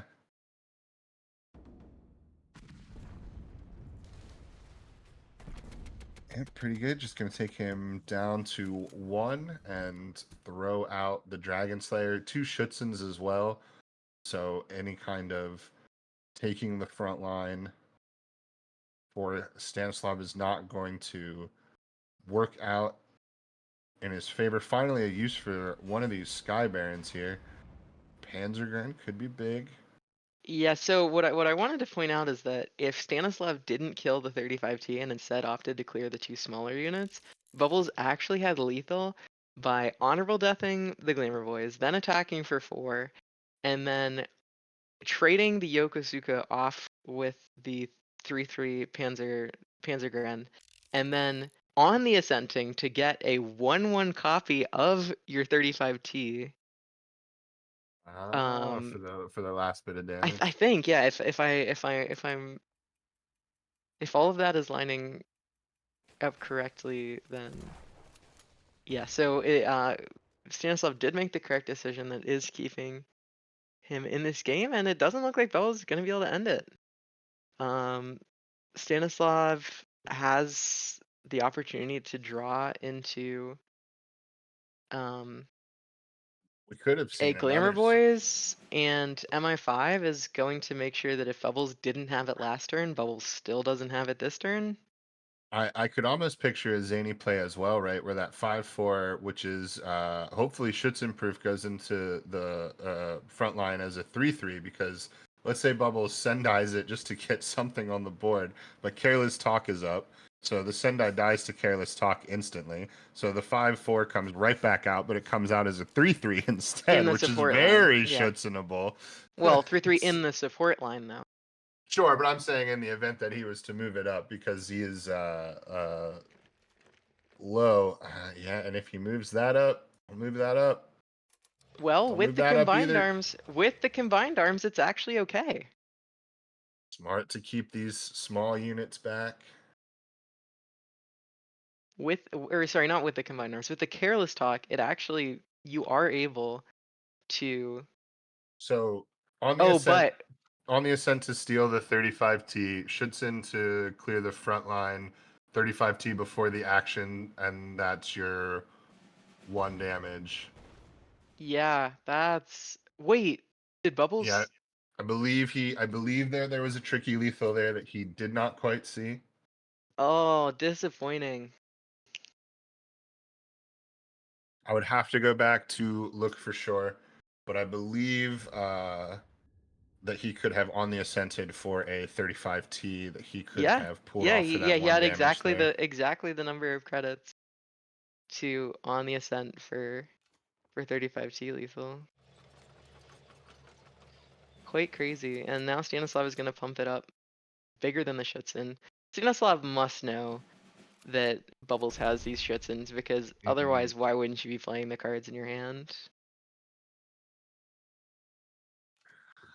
This is still a big on the ascent though here, right? We're gonna see that 3-3 come to Bubble's side as a 5-5, which is gonna put a big chunk out of the 6-6 tank. This is lethal here, actually. Or no, it's not because the 989 is not quite big enough. Oh right, it gets +2/+2. It doesn't just go to 5-5. Yeah, I was thinking that it That's was gonna be a math. 5-5. Yep. Yeah, I was thinking that was like, Yeah, oh, so what a great yeah, sometimes your brain is like, yeah, deployment effect become a 5-5. Like, of right. course that's what it does. And now these annihilations also looming very large. This is actually a huge turn. Stanislav could Yeah, really take and control of this game. This 6-6 is almost going to become impossible to remove. Bubbles might be down to wishing for top decks. yeah, I mean, if you can top deck any blitz unit that deals at least 1 damage, then you can get in with the 35T here. The supply shortage means that now Bubbles has to get 2 damage in, but given that almost all of your units that deal 1 damage also deal 2 damage, and there And it it is, and won't that's gonna be matter. lethal. Tests for some for the countermeasure to Stanislav floating 2 with Germany main, right? So Bubbles very wisely plays around from the deep. And that will be a winning blow dealt to Stanislav off the sheet and top deck. And Bubbles advancing to his second finals of the early 2024 calendar year for OCC play. Extremely Yeah, impressive. very impressive. Yeah, unfortunately, these decks from Stanislav, the double Sky Barons being a tech choice, was really, really unfortunate in some of these games. When you're a value-based deck, you kind of need your cards to be valuable, and that did not happen in the way that they would have liked. But super glad to see Stanislav bring something a little bit different, and they were really Absolutely. fun games to watch. And got through the first round. Let's not pretend like Oh the no, decks oh didn't yeah, work at all, right? So not that you were. I don't mean to yeah. insinuate, but Stanislav obviously with a very strong round 1 win. So a strong player knows what he's doing with this card. Scary when wielding this card. So really great stuff. Always happy to see Stanislav, and I'm sure we'll see him in another OCC before the year end, if I had to guess. Yeah. Yep. So, how did you guys feel about the new Annihilation in action? Did it feel New like Wolfpack? sorry, yes, the new Wolfpack, I mean. Did it feel like it was, doing enough to earn its spot in the list? Is it too weak now, or is it, matchup dependent? I think that Wolfpack is really, really strong because a lot of the times it says silence and or suppress and destroy target unit. And you can even use it on your own unit. I mean, it's so absolutely versatile. I know that J King talked about how there was an airstrike bug that makes it so that there's a 50% chance of getting rid of the unit that's targeted versus discarding another card. And from my experience, I suspect that that still is in the game. I don't know about you guys, but I see the unit that you target getting discarded an absolutely insane proportion of the time. So, yeah, I mean, 5K better Blade of the Samurai. 5K better Blade of the Samurai a lot of the time is it's a card. It's a very good card. Yeah, and we did see Stanislav put the bounce effect to really good use on his 35, on his 20 Panzer Grenadier to keep buffing that 35T to manage to play around those Schutzens from bubbles. And, if things play out just a little bit differently there, then he might have gone all the way pulling that off. Yep. So next up we are going to have um 66 better versus SSTL DB. Did I do that right? SSTL DB. Yep. So Roger. definitely super excited to get into that next one. So 66 better is bringing this Japan Germany Jagger list. It's playing one copy of Sakura Regiment as well as Enigma, so very interesting. And then we see a very standard Germany Japan list looking to end the game with Burst of Fire with Comet or Falke Wolf. And then lastly we have the Britain US ramp list that pretty much everybody's running a very, very similar list.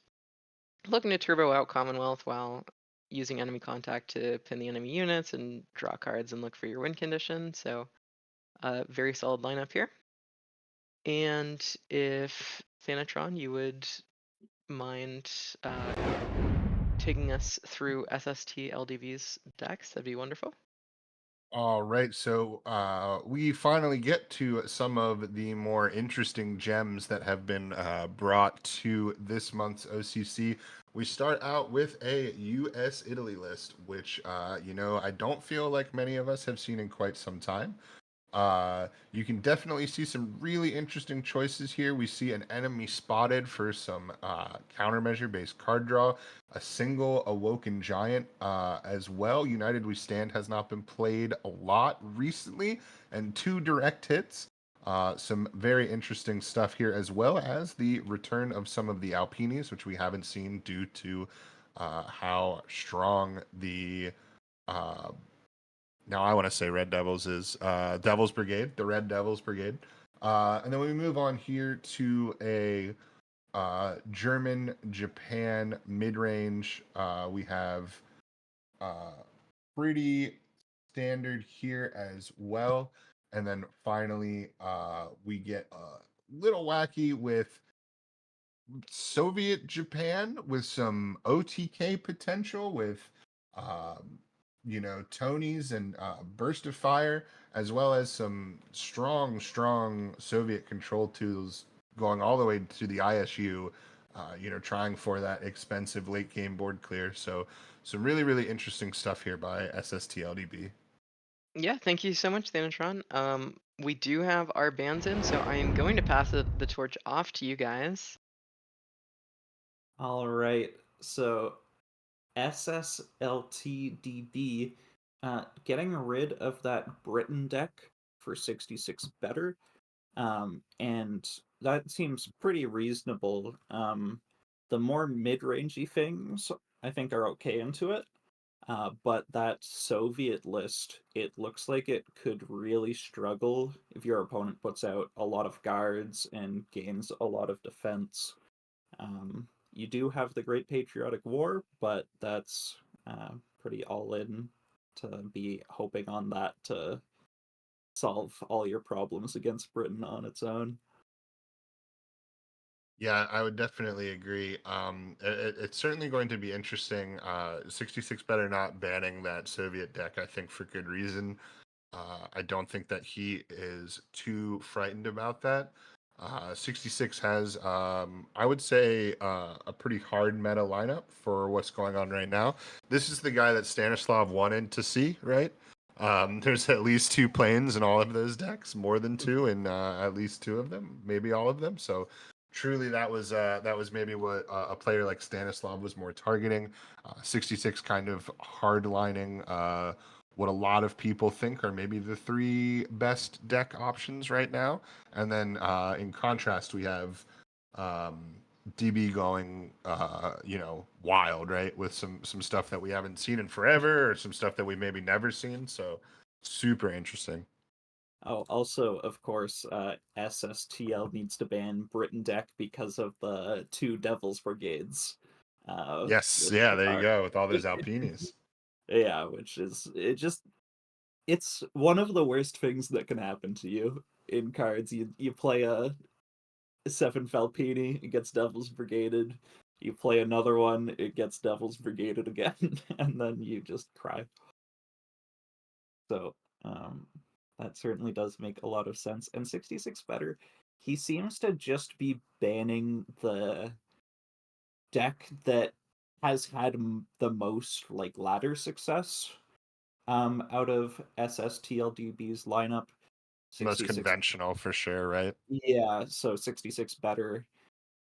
A lot of players, they see like completely wacky decks and they think like, oh, that's like scary. I've never played against that before. I'm not sure what I'm going to do.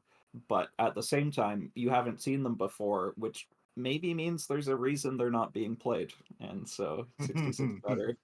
Uh, it takes the latter approach.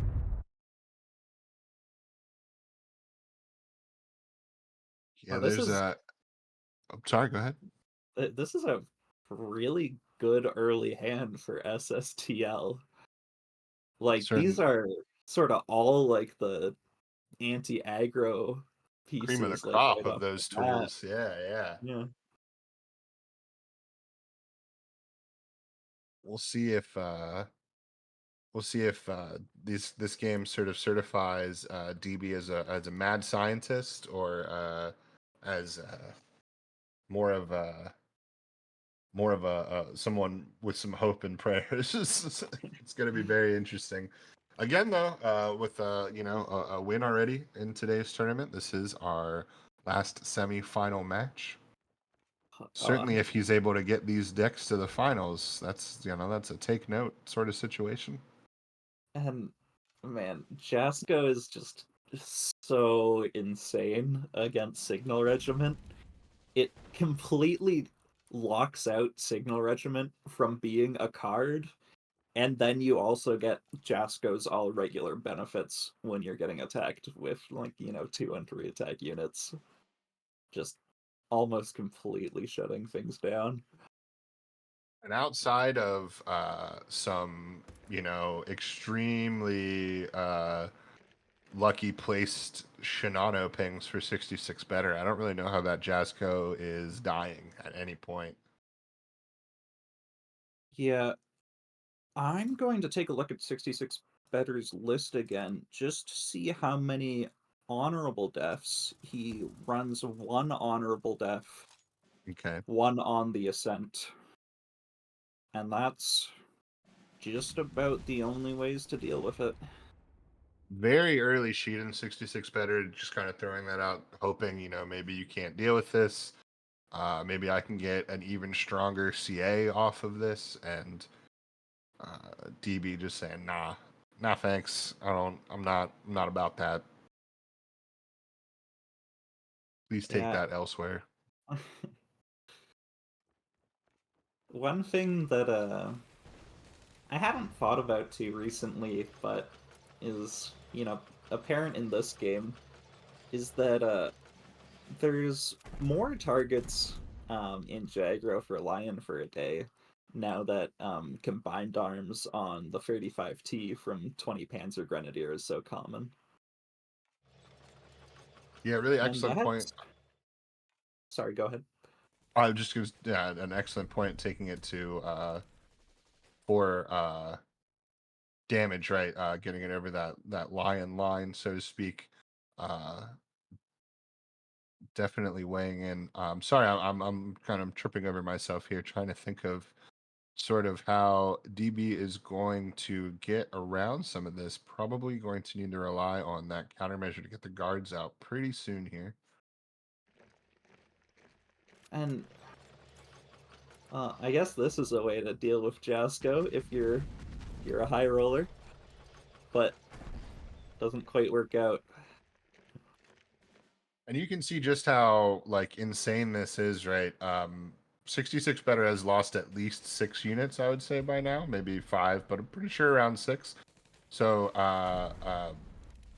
and then mixed with the actual damage that Jazzco is just saving, like you mentioned, just from the actual attacks. Oh, that's a very big bombing raid. It's going to be very useful. Also, And that stealing this M10. press. Yes, But 66 better. Tired of this. he doesn't go for it right away, which is a little surprising to me. But it's also not. It doesn't feel that important that you're able to deal with the Jasko now. Like, SSTL would be on like 4 defense or something if Right. but Absolutely. now, like, okay, it's gone, but I've missed all the damage that Jagger relies on in the early game. How am I going to get the last bit of distance when it's not just a little bit of distance anymore? It's a ton. It's a huge distance you gotta travel here. And DB sitting on even more health, right? Double attacking the colonies and a fat guard here. So not going anywhere. This certainly, even if 66 better is able to find some expansions and sort of get draw rolling, it's still pretty bleak. Yeah, and 66 better would need to find a lot of draw to realistically stay in this one. Even just the trade, I mean, DB's fine trading the Thunderbolt into the Sky Dragon and saying, neither of us have big fighters except I get a draw. So, and then the 6-4 to take out the Winter Regiment as well will really put 66 better at kind of a grasping for straws sort of situation here. And even the Thunderbolt's like pretty awkward. Yeah, Like, interesting call for sure. you don't want to just have your opponent farming an extra card every time they value trade against you. Oh, what a line draw as well.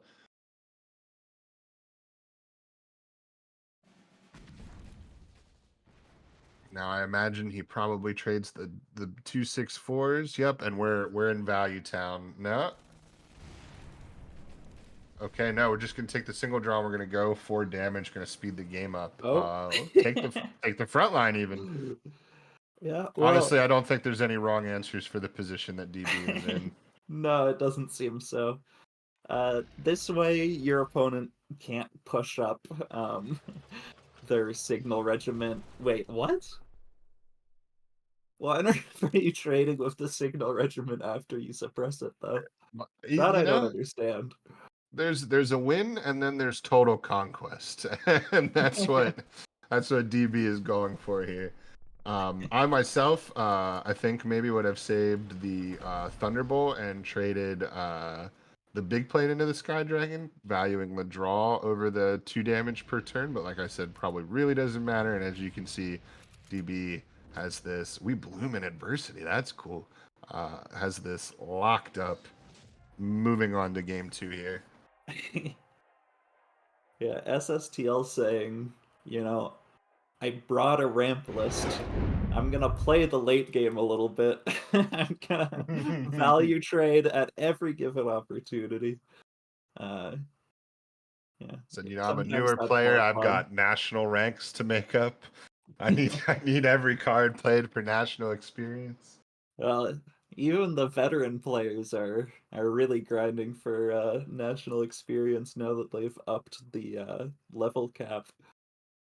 Yeah, 66 showing us some cool new uh Japanese emotes, flexing on us already. So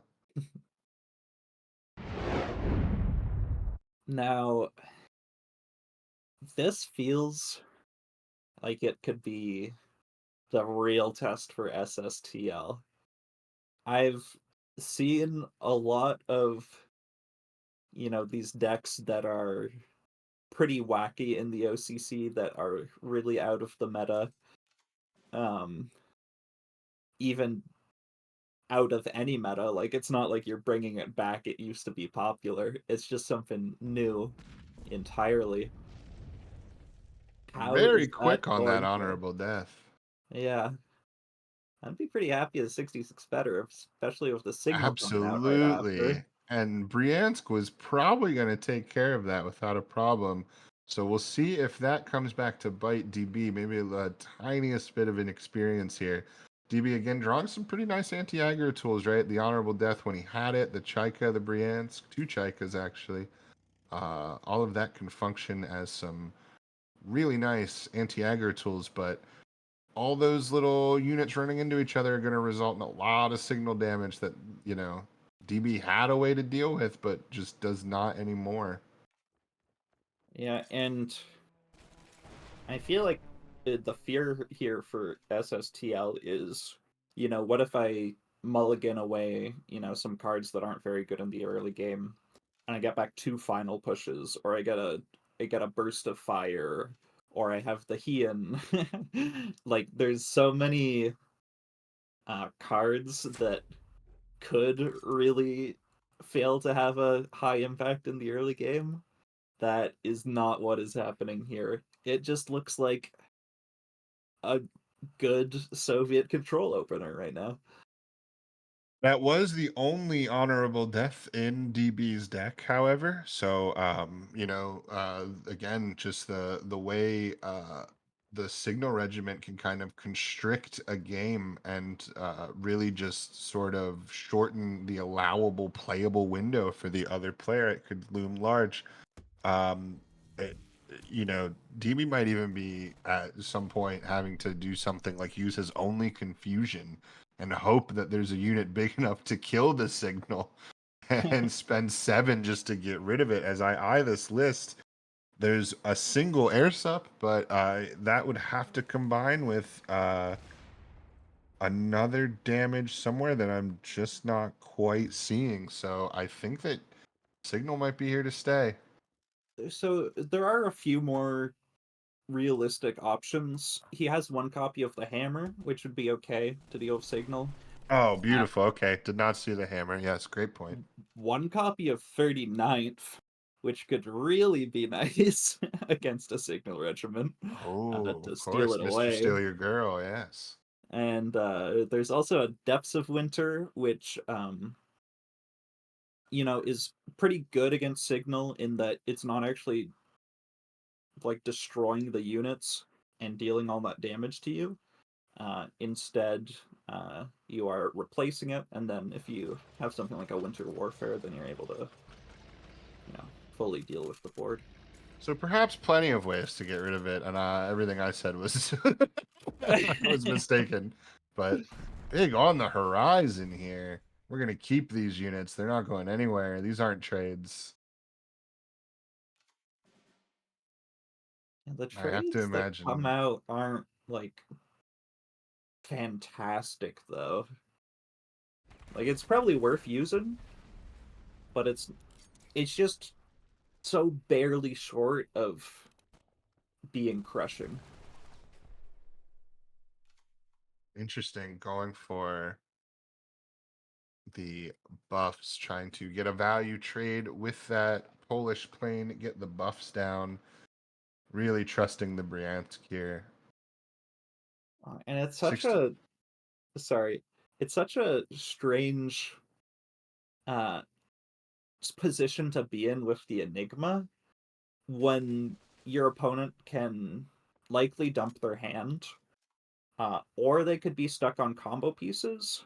But then the really big thing is that SSTL runs 2 copies of By the Sword, and you would hate to Enigma and then have your opponent buy the sword you with a board so large.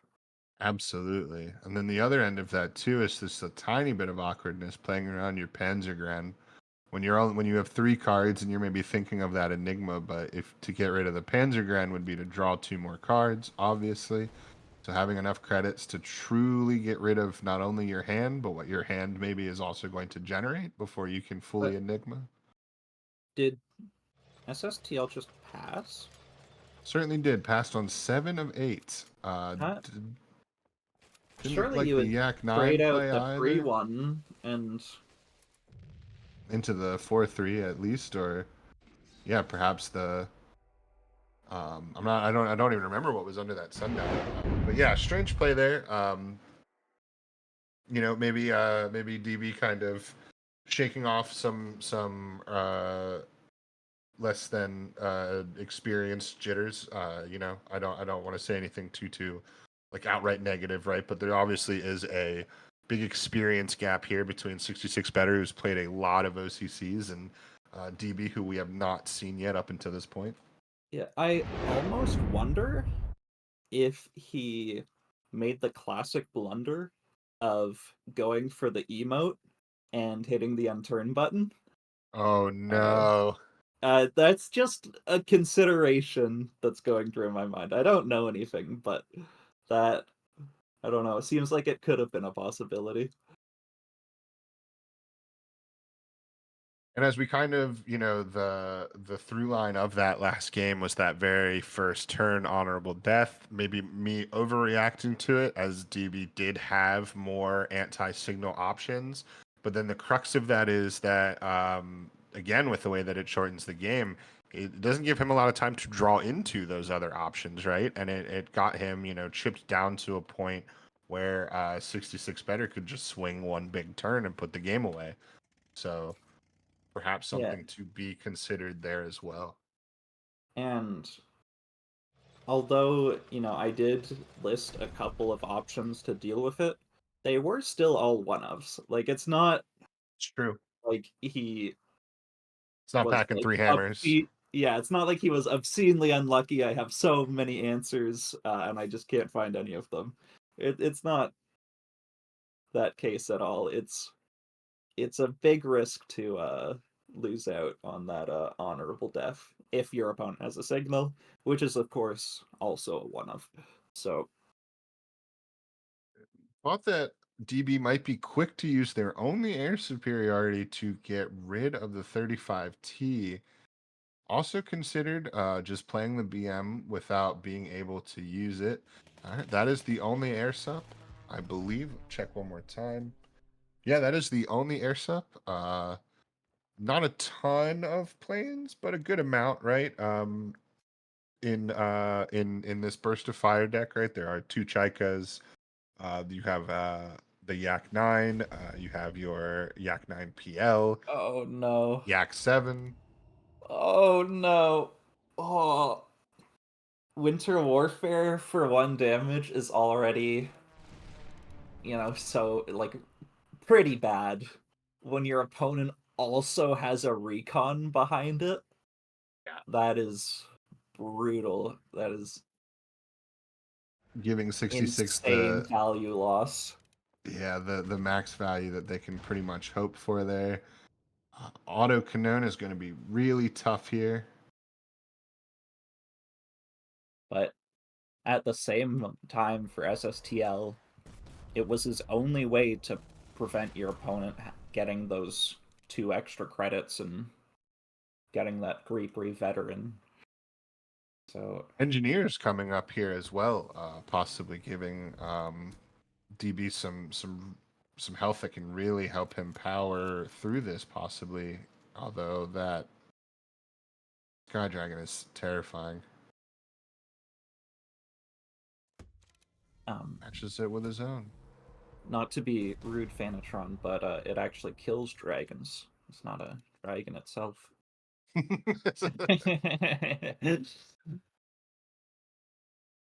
SSTL is really going to need some draw. Those double by the swords. I think are Please if you come to find work by the those, swords. yeah.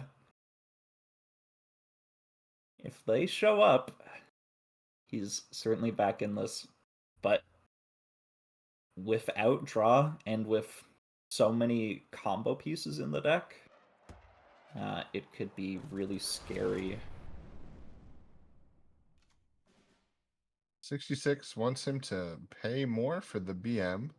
Gonna pay, 4 to do that 2 damage instead of just 1. But I don't think DB is really that concerned.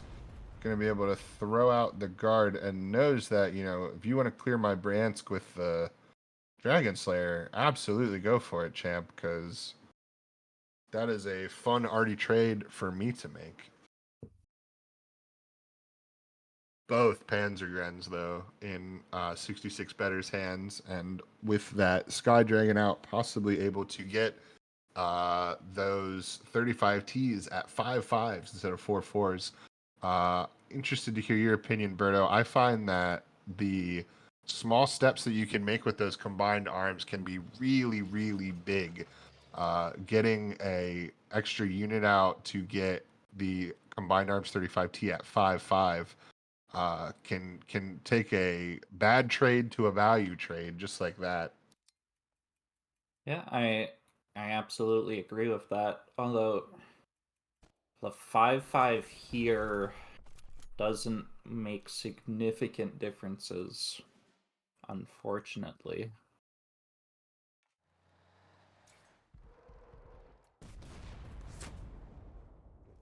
Now, you were right about this engineers. He's been putting in some work. Yeah, DB's looking pretty stable even without the card draw. But the amount of constant threats 66 is just going to put out, and DB, like you said, feeling unfortunate to do that 1 damage with the Winter Warfare early, but maybe needed to do so to prevent the ramp Panzer.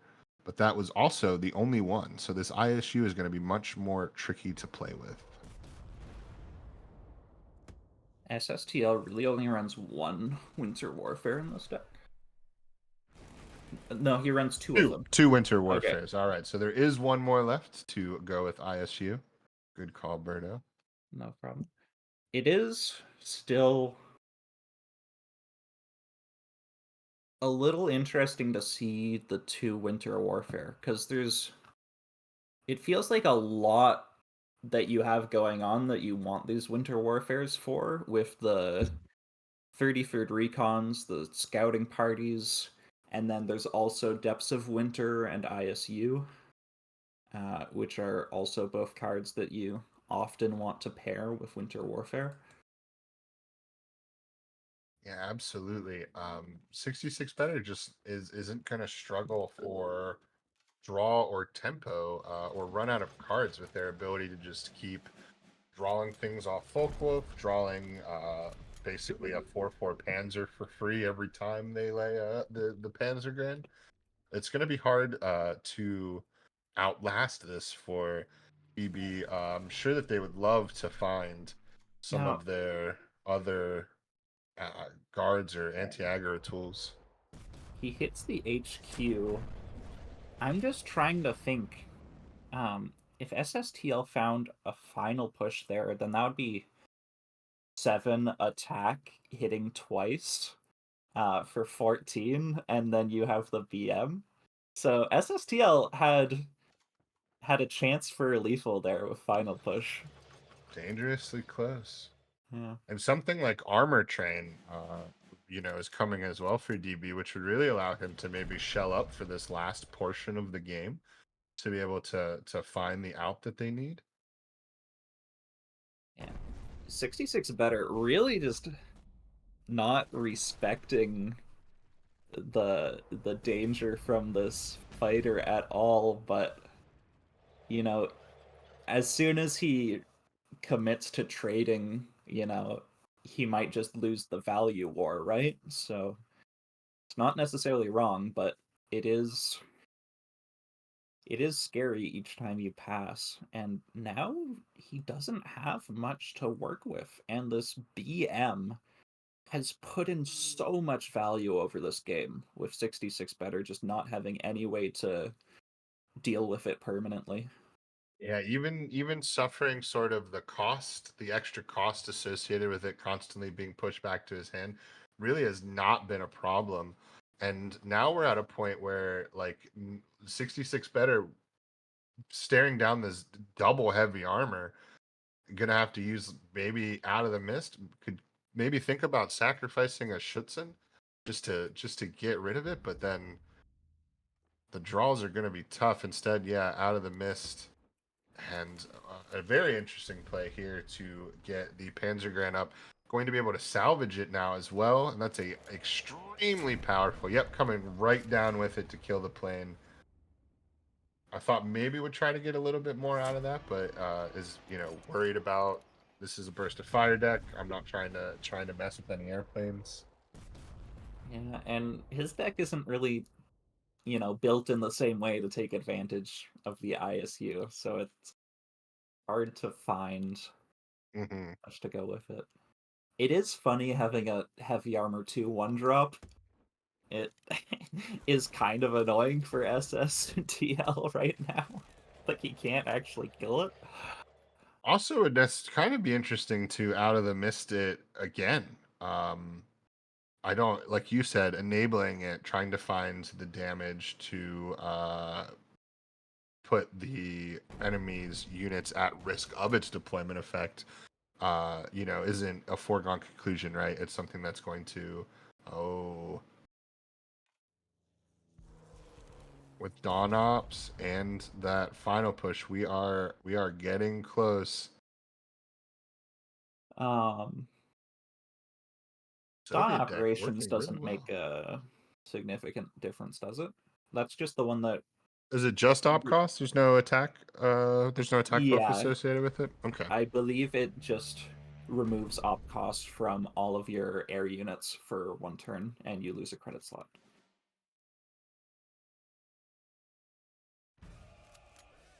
And that is will do it. Gonna play Taunt Ops anyway.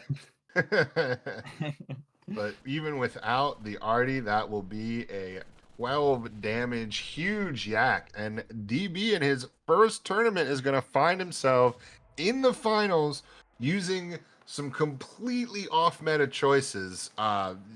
Fantastic work. Truly unexpected. This is some really, really excellent play. Well, that was certainly something. Very, very cool to see that work. Yeah, I mean, what do you guys think? How do you think that SSTL DB was able to outvalue a deck that has so much value in it with an OTK deck? I mean, that's absolutely crazy. I was astonished with how that game played out, that he didn't find any more draw, and he still pulled through with the value.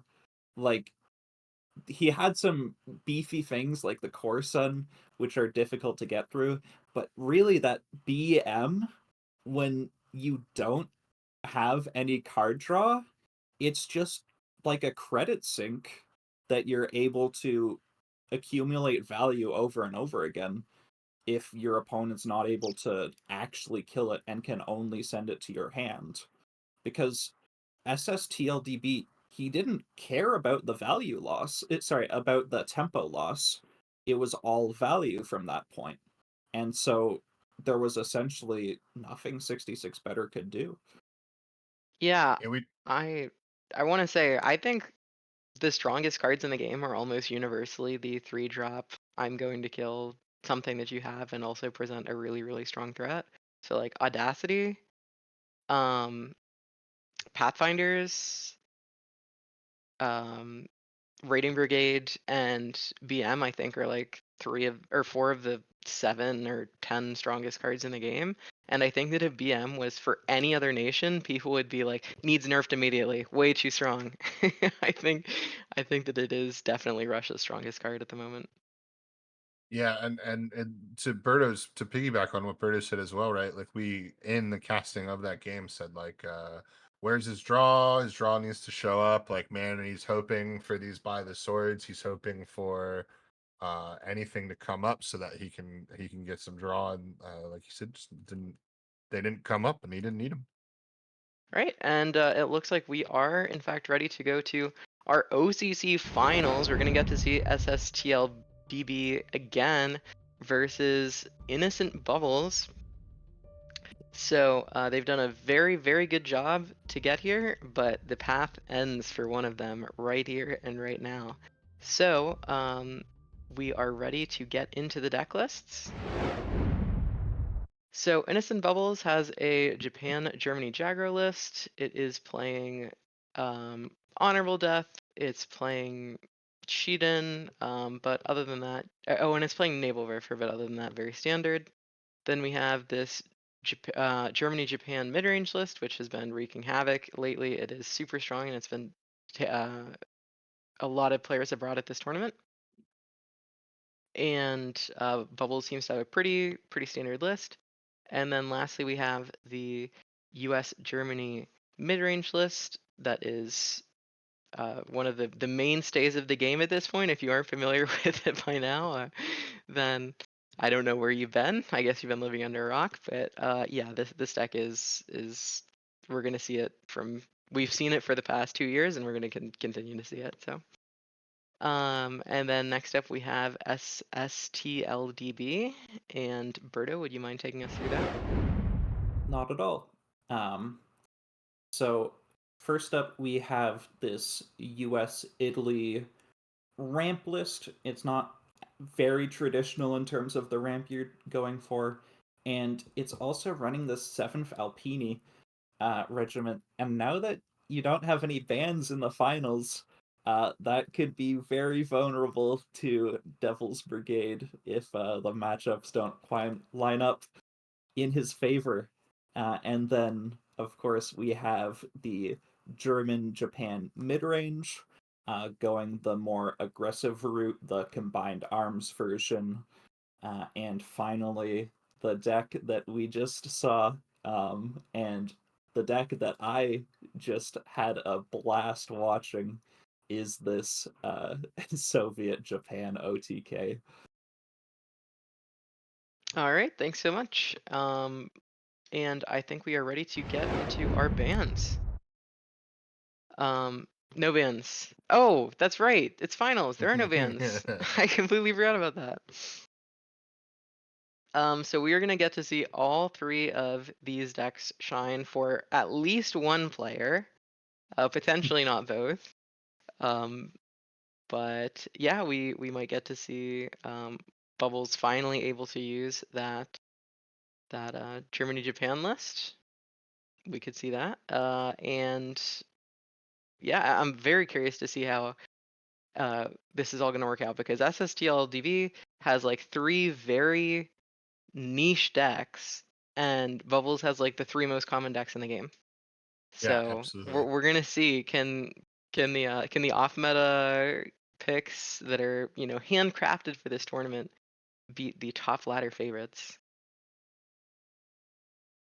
And I think so.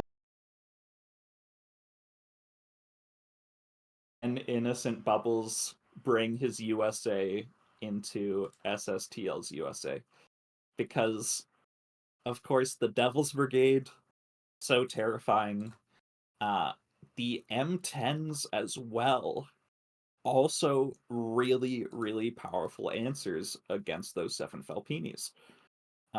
So with those 4 cards, as Bubbles is only running 2 M10s, that matchup, it looks really, really bad.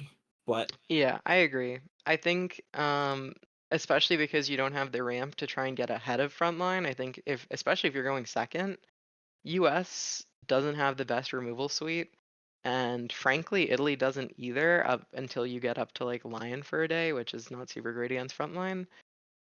So I definitely think that SSTL DB is going to have a really difficult time competing against that. But I also think that that US list could be potentially really strong against maybe like the Germany list, especially if you're going first, just because those Lion for days start taking out things like Focke-Wulf. Those Alpinis start trading really well into the 4/4s that aren't going to be coming down until turn 4, turn 5. So And an interesting choice in that USA Italy deck as well is that DB actually has a high altitude bombing and does not have any naval engagements. So using all of their Italy slots and perhaps sort of valuing some things like Maki or those Alpinis. Obviously, you're always going to take both lions, but also taking both, attacking the colonies,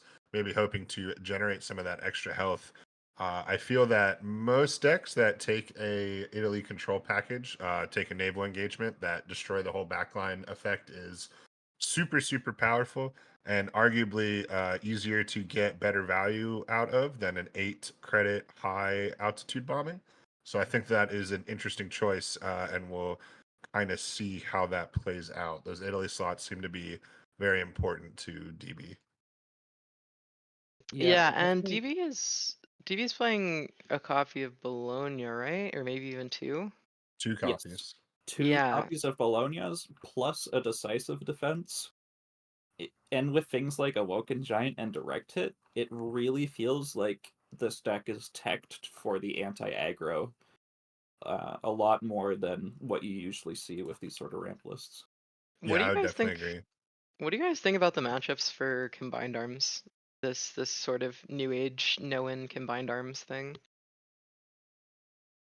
Um, so it's a little scary against Soviets just because of like 39th Mr. Big Brother and Confusion, because your combined arms are, almost always coming out on something like a 35T, um, or even the Panzer 38T. Yeah. So it's a little difficult to play around those couple of one-ofs.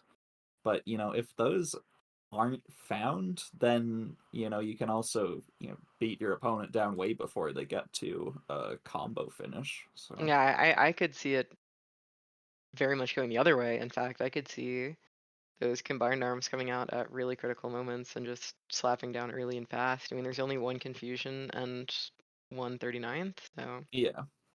One of the really um nice things with that deck is the ability to put a combined arms on a TK early.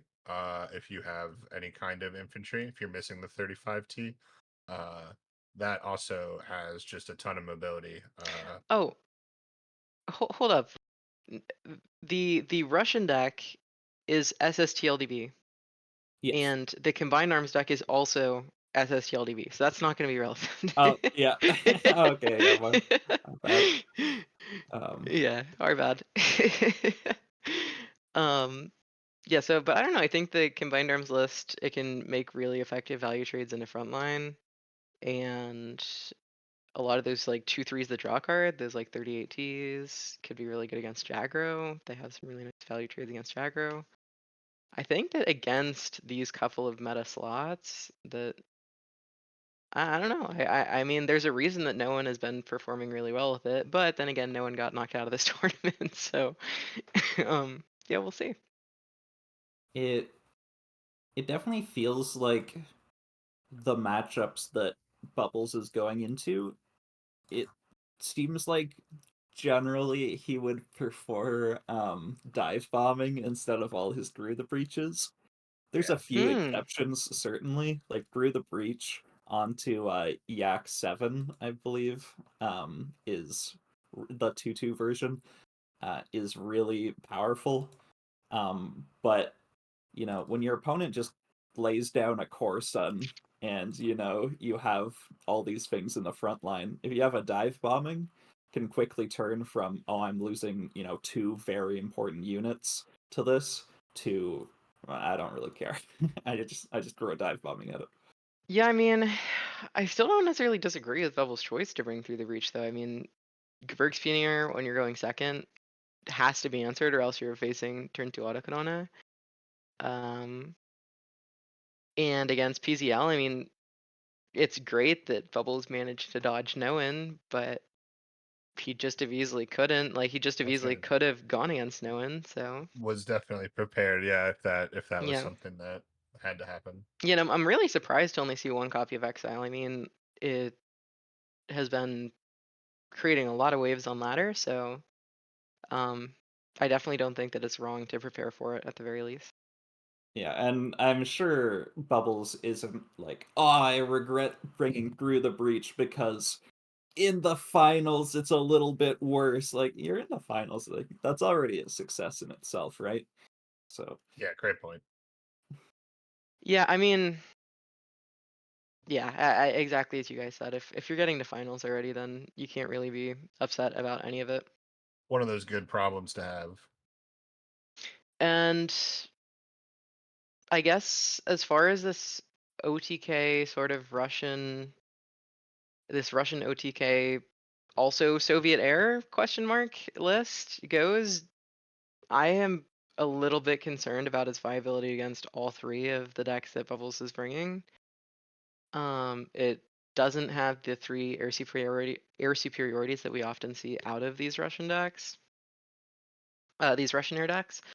And so I'm very concerned about the ability to contest early, and if you don't contest early, then there isn't going to be a late game to actually get off your OTK and whatnot. But I mean, we also saw that in the last game we were actually quite surprised by how much value it could pull off and how much removal it could pull off, just with like the BM and the Corson and the train. And so I don't know, I might be completely underestimating this deck.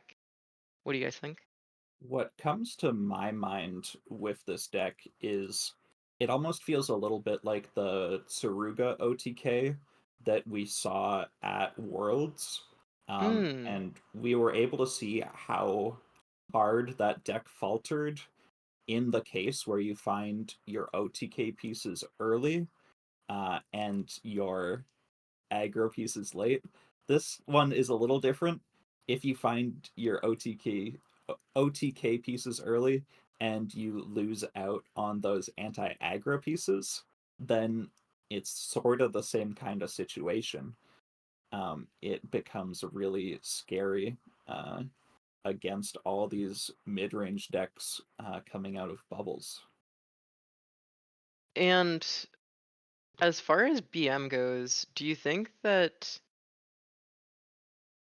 I guess my question is, how much, if you're building this deck, if you're SSTL DB and you're building this deck and you're putting in BM, how much of the time are you expecting BM to be anti-aggro, and how much of the time are you expecting it to like actually be a combo piece and whittle down your opponent?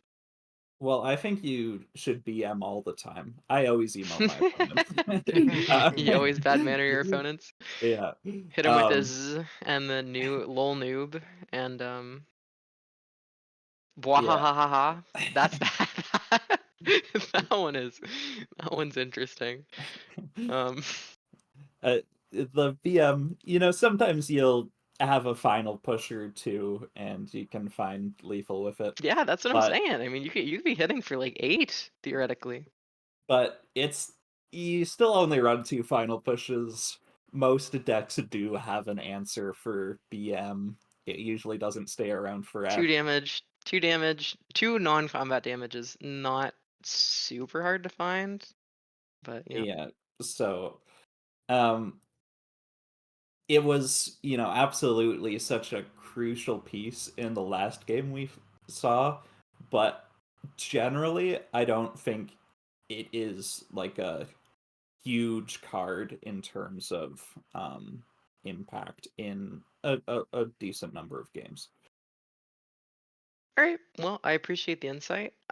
We are waiting for one of our players, so I think we are going to cut to break, and we will be back with the OCC April finals.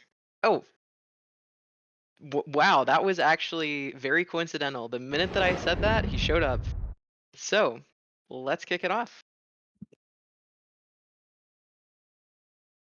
And Bubbles has a very, very strong early start with a Type 94 TK into the 64th Panzergren, which is going to allow Bubbles to get some really nice value trades. I find it hilarious that both players are playing Germany, and it just looks like two Jagro starts. When Yeah, you're I mean, looking at the aside hands. from the Ag Bomber, it definitely could be that way. I think that it's so interesting to see this 34th Infantry in this combined arms list. I was confused about it when I first saw it, and then I played it a couple times, and I kind of understood it, and yet I was also like, you're not getting any value off of the self-discard effect like you are in some decks. And I'm just surprised that a 2/2 with a drawback is good enough. I'm just very surprised that it's good enough, to be honest.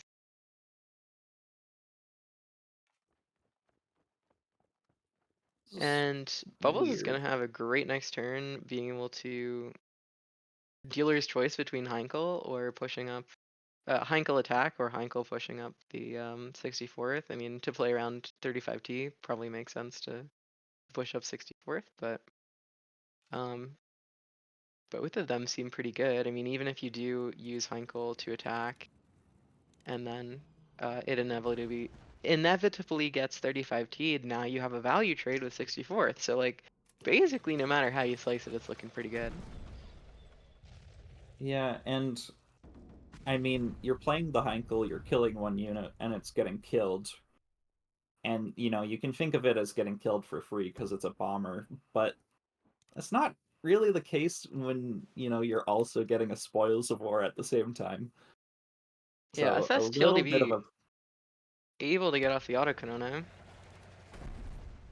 which is definitely gonna be a problem for Bubbles, as the dive bombings and through the breaches aren't quite enough to deal with it, and unless you have like Yag Bomber, which is only a temporary fix,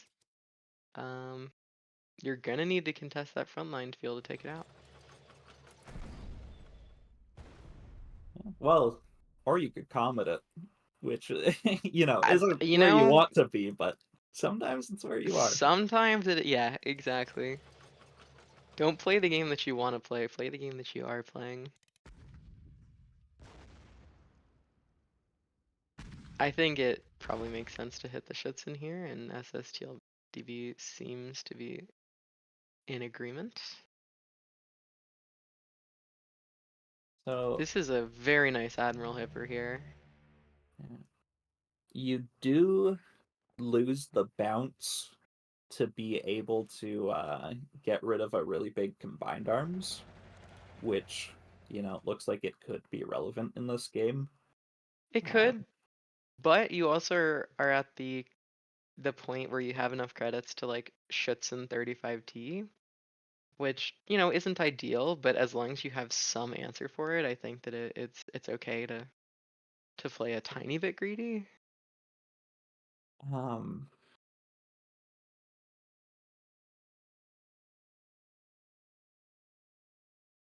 it it's very silly, but Bubbles could deal 10 damage here if you wanted to. Yeah, I mean that's kind of what I was thinking as well. Okay, so this is pretty reasonable. Holding back the burst of fire to not, let your opponent so easily know exactly the position they're in. And if this Panzer 35T is able to bring SSTL down to 10, then that's also very irrelevant. Oh, and this is quite interesting. Instead of going for the autocannon to the Schützen, we instead are seeing Autokanone to clear the front line to put aggression on, which, given that your opponent does have Comet in hand, I mean, it definitely makes sense. You definitely need to start putting a clock on as soon as possible. Oh no. And this is But going to be Bubbles, GG. yeah, SSTL Bubbles. DB has Comet into. Yeah, and it's the first time he's playing that Comet, so Bubbles was not able to know that that was lethal he was leaving up. It makes sense you want to set up the guaranteed lethal for last turn, and you know, it's hard to make the call between, do I open up the possibility of my opponent killing me, or, you know, do I, you know, extend the game longer for potentially both of us by, you know, dealing with that 5-7 in the front line but not setting up lethal. So next, SSTL DB is going first against Bubbles' Germany list again. And Bubbles doesn't have the Geberg's Pioneer Southern plan that you're really looking for in this matchup to try and prevent your opponent from doing anything too crazy. Because, you know, once they hit 12 credits and they've drawn, you know, 10 cards, it's pretty likely that they're gonna have a way to OTK you. So if you can get stuff down quickly and early, then you're gonna have a much better shot at this. I think that 15th Cavalry and no push-up is probably what I was going Alright, to expect, but that did not happen. SSTL finding 5 pieces of card draw in his first 5 cards. A complete reversal of what we saw the last time Yeah, we saw him playing this deck. this is an extremely nice start for SSTL. The fact that Bubbles is gonna have to trade off these recons, which is gonna draw more cards, and then all the while that's slowing down Bubbles' assault on your HQ, while also getting you more triggers for Yak. I mean, I'd be very surprised if by turn 7, SSTLDB didn't have a large number of the cards needed for the combo. Maybe not necessarily the credits to actually get your combo out, but I suspect that SSTLDB will have no problems here with finding cards. So, you know, SSTL didn't really have any good plays that turn. And, you know, you are cycling with the Winter Warfare. Ooh. I'm still curious if it was right, because, you know, you're playing against such a good deck to have Winter Warfare against. Yeah, especially with your Depths of Winter. Because these tokens are actually gonna be potentially scary. Just going with the raw 6-cost Corson. And Innocent Bubbles, instead of going for an FW or a Yag Bomber, instead deciding to go for an Admiral Heifer because it literally just says take an extra turn. Yeah, and now he's just gonna play the Egged Bomber. This is... ooh. Those only 2 pieces of bounce, but they are exactly what Bubbles ordered. Yep, and it looks like both players are gonna start this match off pretty quickly by getting their wins on Germany and shelving those decks. So looks like we're gonna be seeing the less common decks. I mean, I wouldn't say any of Bubbles decks are untraditional, but the more flex pick decks for the rest of this match. And this is 1 off lethal, I think? Because you burst of fire the Yagged Bomber, you trade into the 0/6, then you trade into the 5/7. You use 1 token into the 5/7. Or Bubbles is smarter than me this time around. He goes for a slightly different line, which does enable the lethal. Not And using SSTL DB didn't even get a chance to make use of that 39th, which, as you said, is so strong in this matchup. Mhm. But Bubbles was just able to completely overwhelm. Yeah, impressive lethal from Bubbles. I think it's hard to not tunnel vision in on that burst of fire in that situation, because Yep. that is so often your tool to find the lethal, that to have to forego it to actually find the lethal in that spot is it's a little unintuitive. Yeah, I mean, it's really credit intensive, right? It's gonna cost you 5 credits, and um okay, so we see Innocent Bubbles with a pretty slow start, but that might not be a huge issue given that Red Ooh. Devils is gonna present a dilemma for SSTLDB. He's looking at the Devil's Brigade Yeah, I mean, instead of the M10, which there's a lot of good targets for the M10, for sure. like this Bryansk that's coming down, like the 329th. I mean, I think that there's more targets for the M10 than there is for the Devil's Brigade. I mean, you can M10 the 1-2, but I'm not sure if Yeah. that's worth it. Yeah. Well, my thought was that, if you M10 the recon that last turn, I think it's the better play in the moment, but Bubbles is thinking about the long term, and he might be right that over the long term, gets better to get a higher value target with that M10. Yeah, I do agree with Bubbles here. I think that when your opponent has Corson, BM, Bryansk, it's and you know that they have inevitability on their side. If you let them play their game for too long, then you are gonna have some problems. So I don't know. I think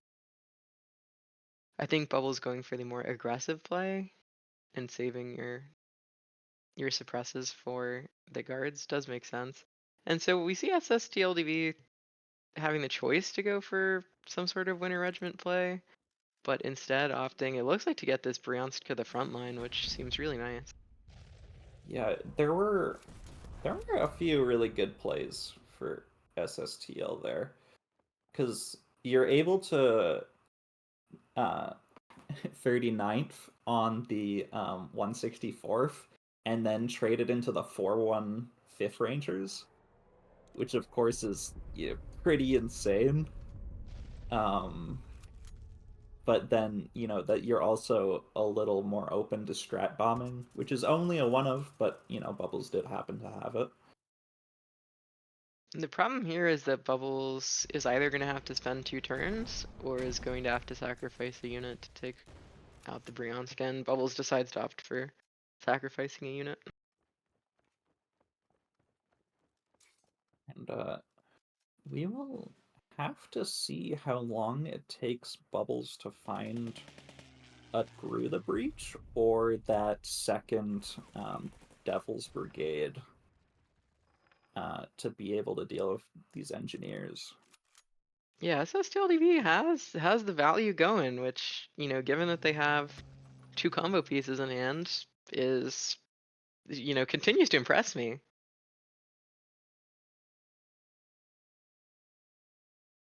And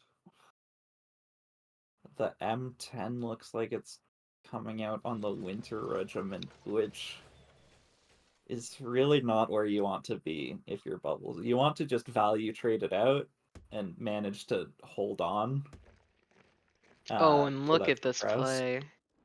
That's so nasty. Yeah. That is very difficult for frontline to deal with. He The did winning regiment is find gonna. he did find an answer to that engineers with the Pathfinders, but Yep. realistically, you've lost your ability to put much pressure on.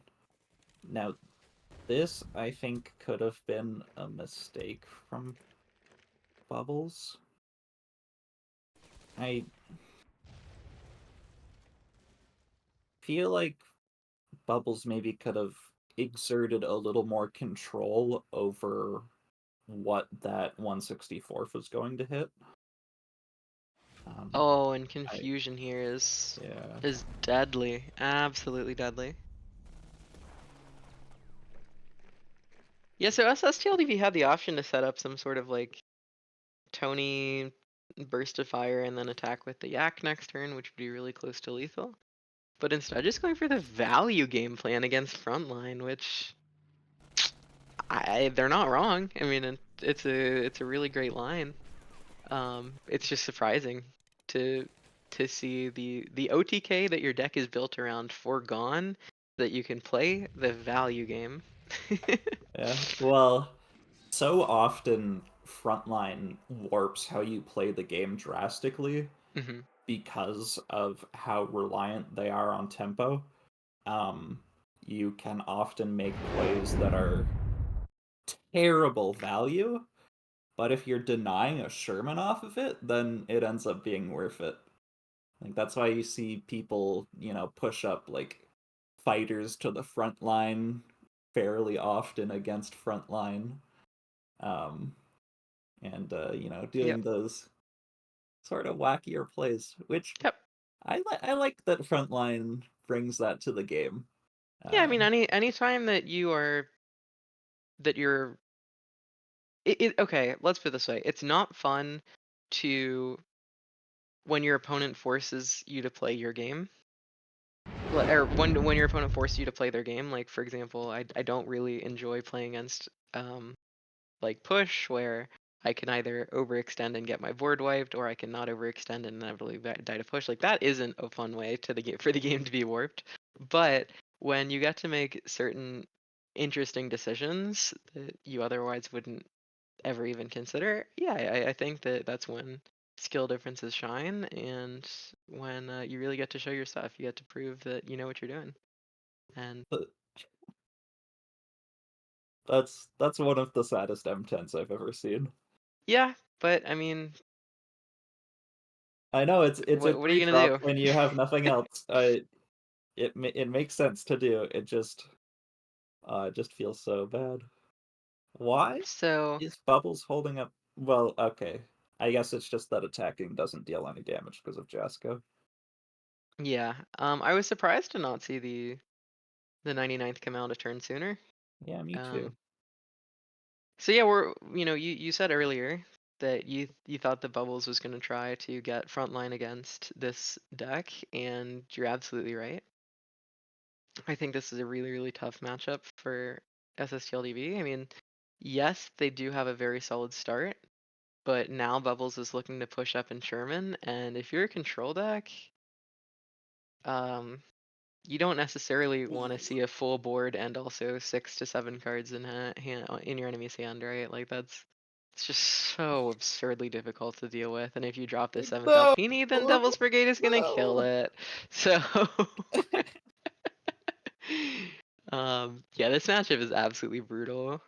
Yeah, yep, that's pretty accurate. It is indeed Fubar. So, Oh, that hurts so much. And he found another one. yeah, I mean the second one is also gonna get M10'd, right? I mean, there's Yeah. not a lot you can do. SSTLDB opts to cut off the draw engine, but Oh, I mean, can you you have Sherman imagine? and then German Sherman, so it's not like SSTLDB, or it's not like Bubbles is gonna run out of cards anytime soon. Can you And imagine if Bubbles had top decked another Devil's Brigade that turn though? That would have been historic. For somebody to get that blown out. Uh, yeah, I but the M10 pretty dang good. Yeah, I wonder if SSTL DB had success with this in ladder and opted to bring it into tournament. I think that this deck would do much, much better in a closed deck list format. But I think when your opponent knows exactly what they need to save their M10s for, exactly what they need to save their Devil's Brigades for, it suddenly becomes much more difficult to win. I mean, the other thing is that, you know, you play this deck a bit on ladder. Maybe you have like a decent win rate, but not incredible.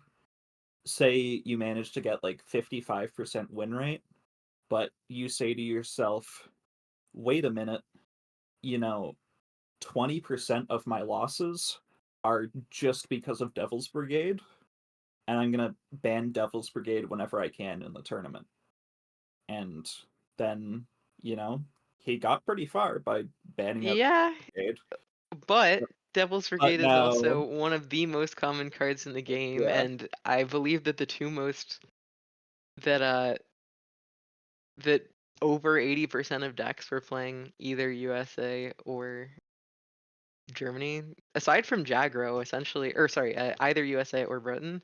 Aside from Jagro, there's like 2 decks in this entire tournament that aren't playing it. So I have a feeling that Hayes might call you on your stats after this one. you're correct. But You're correct. I if most of the players brought Jagro, then that alone would make it not 80%. But I'm allowed to, I'm allowed to exaggerate. Okay. yeah, it is certainly popular. There's no debate there. Yeah, I mean, even the Exile decks are playing it, right? Because it's a fantastic card in that deck. So it pops up in all the mid-range lists. It pops up in the Exile list. There's the third copy of 7th Alpini, but it seems a little bit too little too late, in my opinion. You can trade off with one of these 4/4s, but um, Bubbles has the ability to 99 to um, to play an 8/8 5th Rangers and trade stuff out. Oh my gosh, what a good play from Bubbles. What an excellent play. Yeah, I was thinking about um like how do you trade this in one? And yeah, the Skytrain really works out in terms of credits for getting that extra +1/+1.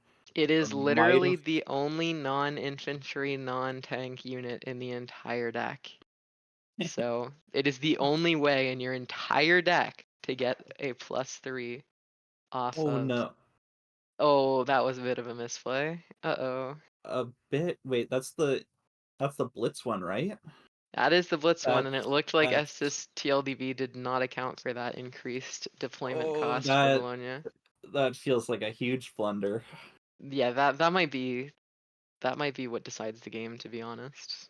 I mean, I don't think, Well, yeah. I think Bubbles was still winning if, I you know, 100% agree, but SSTL. I Yeah, think that but that almost seals the deal as far as ability for SSTL DB to get back into the game. yeah, cuz you could have had almost any of these units on Bubbles board just not be there right now. Yeah, Which this 1/2 that gets +2/+2 for each adjacent unit, I'm not exactly sure what it's called because nobody ever puts it in their deck. But it is so nice to get it off of Skytrain. And then I think to myself, oh yeah, I should put it in frontline because like I should try it. I should try it because like, it's so often a 5/2. And then I remember that like for the first 3 turns, it's always going to be a 1/2 with 1 operation cost. And I'm like, oh yeah, that's why nobody plays it. It's because it's bad. So and it appears that we will be going all the way, yeah, getting to a game 5 5. games. Yeah. Yeah, so it looks like we're gonna have this US Italy versus Jagro, which is kind of what like when I saw this, I'm like, I bet you it's gonna come down to that. I think the real question is like, does SSTL DB have the United We Stand into the Bologna? Like, if SSTLV high rolls, I think that they have a really nice matchup into Jagro. Jagro doesn't have the ability to get rid of those 6 Alpinis with anything other than like, or 7th Alpinis with anything other than Sendai. So I definitely think that this matchup is way better than Frontline. The question is, who's going first? Does Jagro high roll? Does the US deck high roll? I mean, I really think it's anybody's game, and I think that it's kind of gonna come down to who has a more explosive start. Well, and will SSTL's Jasko luck run Yeah, out? He's yeah. seen that Where's the card a Jasko? lot. Turn 1 Jasko? Or well, I mean, I guess even better than turn 1 Jasko's. Yeah, turn 1 Jasko. Given that you can't United We Stand a 0 unit board, yeah, I suppose that the turn 1 Jasko would be pretty crazy. Just or negate the Type 94 TK early. Just say, nope, this card doesn't do anything. It's over. another one of the most frustrating things that SSTL's deck can do is go first and hold up enemy spotted. Because there's no world where you play around it as Jagro. Yeah, But so if it goes off, it's just such a nightmare scenario. like a couple years ago, I was like getting back into this game and I looked at enemy spotted and I'm like, there's no way that 1 credit for 3 cards isn't good. And then everybody's like, no, it's terrible. It's terrible. And I tried playing it with like lurking danger, where you like get to draw it for free, a significant portion of the time, and then you get to use it for a value engine, but it just never ever was playable until a couple months ago. Now there's all these decks that are using it. There's like Tony OTK decks are using it. There's US ramp lists that are using it. It's really showing that it's quite effective. Yeah, one credit for 3 cards is just not a fair rate. Like, it's just good, way too good. Yeah, it's always been a situation of consistency because, yes, any game where you get it to draw you 3 cards, you are ecstatic you put it in your deck. But if you don't find like a big board clear for the front line, you draw it on turn 5, you might never take remove the entire front Yep, line from your opponent for the entire yep. rest of the game, at which Yeah, point you just are down a card in your hand. the big You know, difference is supply priorities, right? Is that before US decks didn't have a good way to clear these aggressive decks. But supply priorities means that you can often clear the front line on those key early turns against Jagro. So that means you can kind of force them to retake it. Yeah, supply priorities definitely changed this game in quite a big way. It is, I think, one of the most it's always present even if it's not present in your deck. Like the threat of supply priorities has changed the way the meta looks in this game. so I have a technical question here. Hmm. Bubbles is at 9 cards. If he plays on the ascent here, what? You get your Go to unit his- first. I'm like Okay. 99% sure.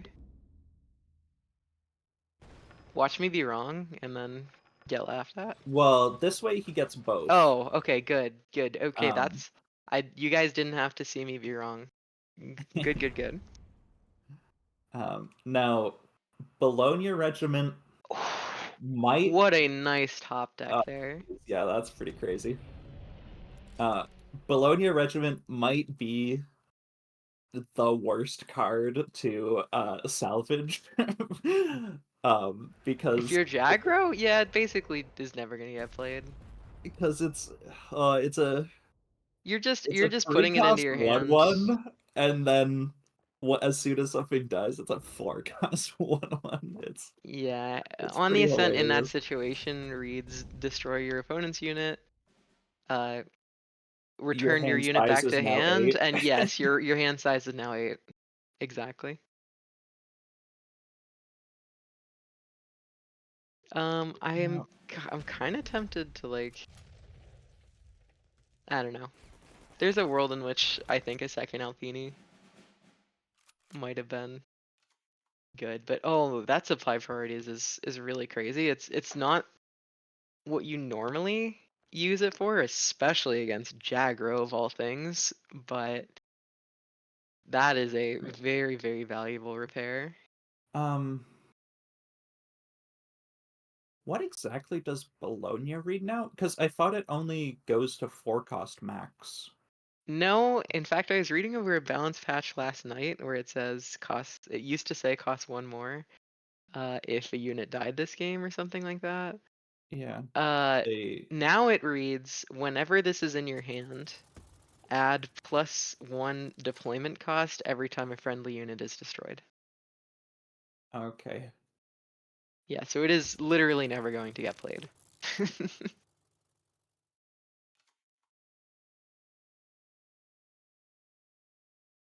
Waffles has so many cards, but Just no way to get rid of these Alpinis, and like I said, I mean, Frontline has a plethora of ways to get rid of the Alpini, but the fact that Jagger doesn't is, I mean, it's pretty game deciding. Like, Bubbles is playing Honorable Death to deal with Glamour Boys because most of these control decks are looking to use Brit in secondary. But SSTL DB's decision to instead play Italy is paying off in spades because Honorable Death is like not particularly useful here. Like, yeah, you can kill a 3/4 or whatever, but the thing that you're really worried about is the Alpini. You're not worried about the 3/4. The 3/4 you can kill with the 35T with the combined arms on it.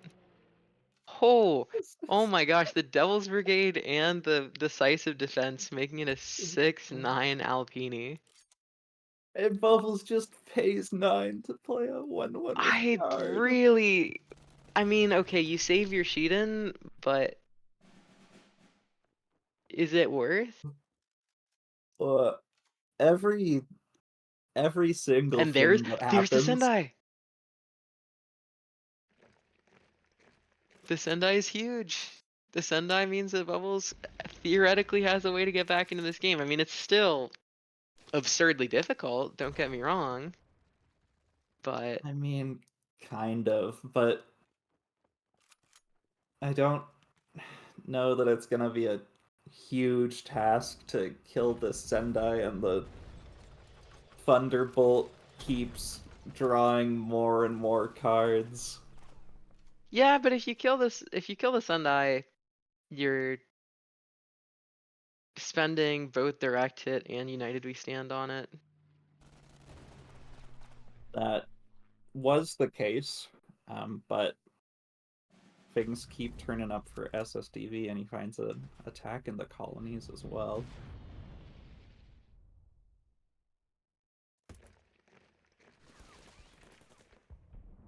Yeah, I Innocent Bubbles is kind of out of gas, although I believe that they are playing one copy of Enigma, if I remember correctly. I did not remember correctly. That was somebody else's Jagger list. yeah, So yeah, there's really not a whole lot that Bubbles can do here. It's worth noting that Bubbles' deck is in fact named "What the Dog Doing," which makes us ask the perpetual question: Ayo, what the dog doing? yeah, but nobody ever asks how the dog's doing. You ever think about that, True. Starry?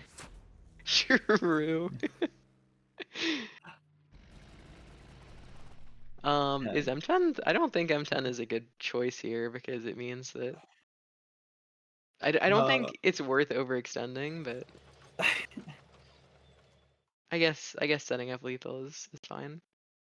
Yeah, it it really doesn't, help your situation, but it's kind of like saying I'm winning by enough that I would rather just set up lethal to kill you faster. Yep. And unfortunately, this 35T is not going to have the critical 5 damage. Oh, sorry, the critical 5 defense that it would need to value trade with a Thunderbolt.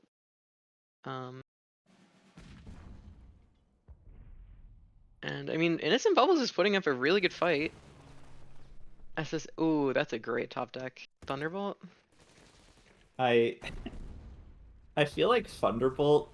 Sorry. Yeah. I feel like the Thunderbolt has. Wait, is it lightning? Whatever. No, it is Thunderbolt. You're right. I'm so sorry. I feel like the And one that on is going to be board. lethal. The Manchi plus Thunderbolt plus P51? I feel like 51? Thunderbolt attacked 5 units with 1 attack this game. Like, it put in the work and Yeah. is pretty incredible. SSTL going all the way with the most exciting, the most meta-breaking decks in the In their entire tournament. first ever, at least to my knowledge, OCC, unless they changed their name, which sometimes Bat and happens, 1,000. but Bat that and is 1,000 in the OCC. yeah, that is extremely impressive to, they made meta calls. They said, okay, here's the meta, here's what I think everybody's going to be bringing. And then people pretty much did bring exactly that. I mean, people brought Brit US Ramp, people brought Frontline, people brought Germany Japan, people brought Jagro. All these decks were very predictable, very foreseeable, and if you tech your lists right, then you can show up with some pretty wild stuff and dominate, and that's exactly what happened. Taking down Noin, taking down Bubbles, taking down... It's arguable that SSTL DB had the most challenging path to first place. And eking it out in a 3-2 victory, SSTL DB is your OCC class champion for April, taking home, is it 250 or is it 500? What's the prize for first place? I believe that it's 500 USD. Taking home for first place. $500 US Huge for congrats. their first ever OCC victory. Well, I really hope that we see them First again. ever I hope that tournament, we I see, believe. yeah, I hope that we see more of them. Very, very impressive. And I hope we see more of Christo. Because I'm a bad host. Yeah, Christo knows all the prizes right off the top of his head. Yes, Christo knows all the prizes. But thanks And so he much. also knows when to end a stream. Yeah, but Yeah. thank you guys for tuning in. We really appreciate your company, and a big congratulations to Innocent Bubbles and SSTL DB for their success in this OCC, and we hope to see you guys again next month. 3, 2, 1.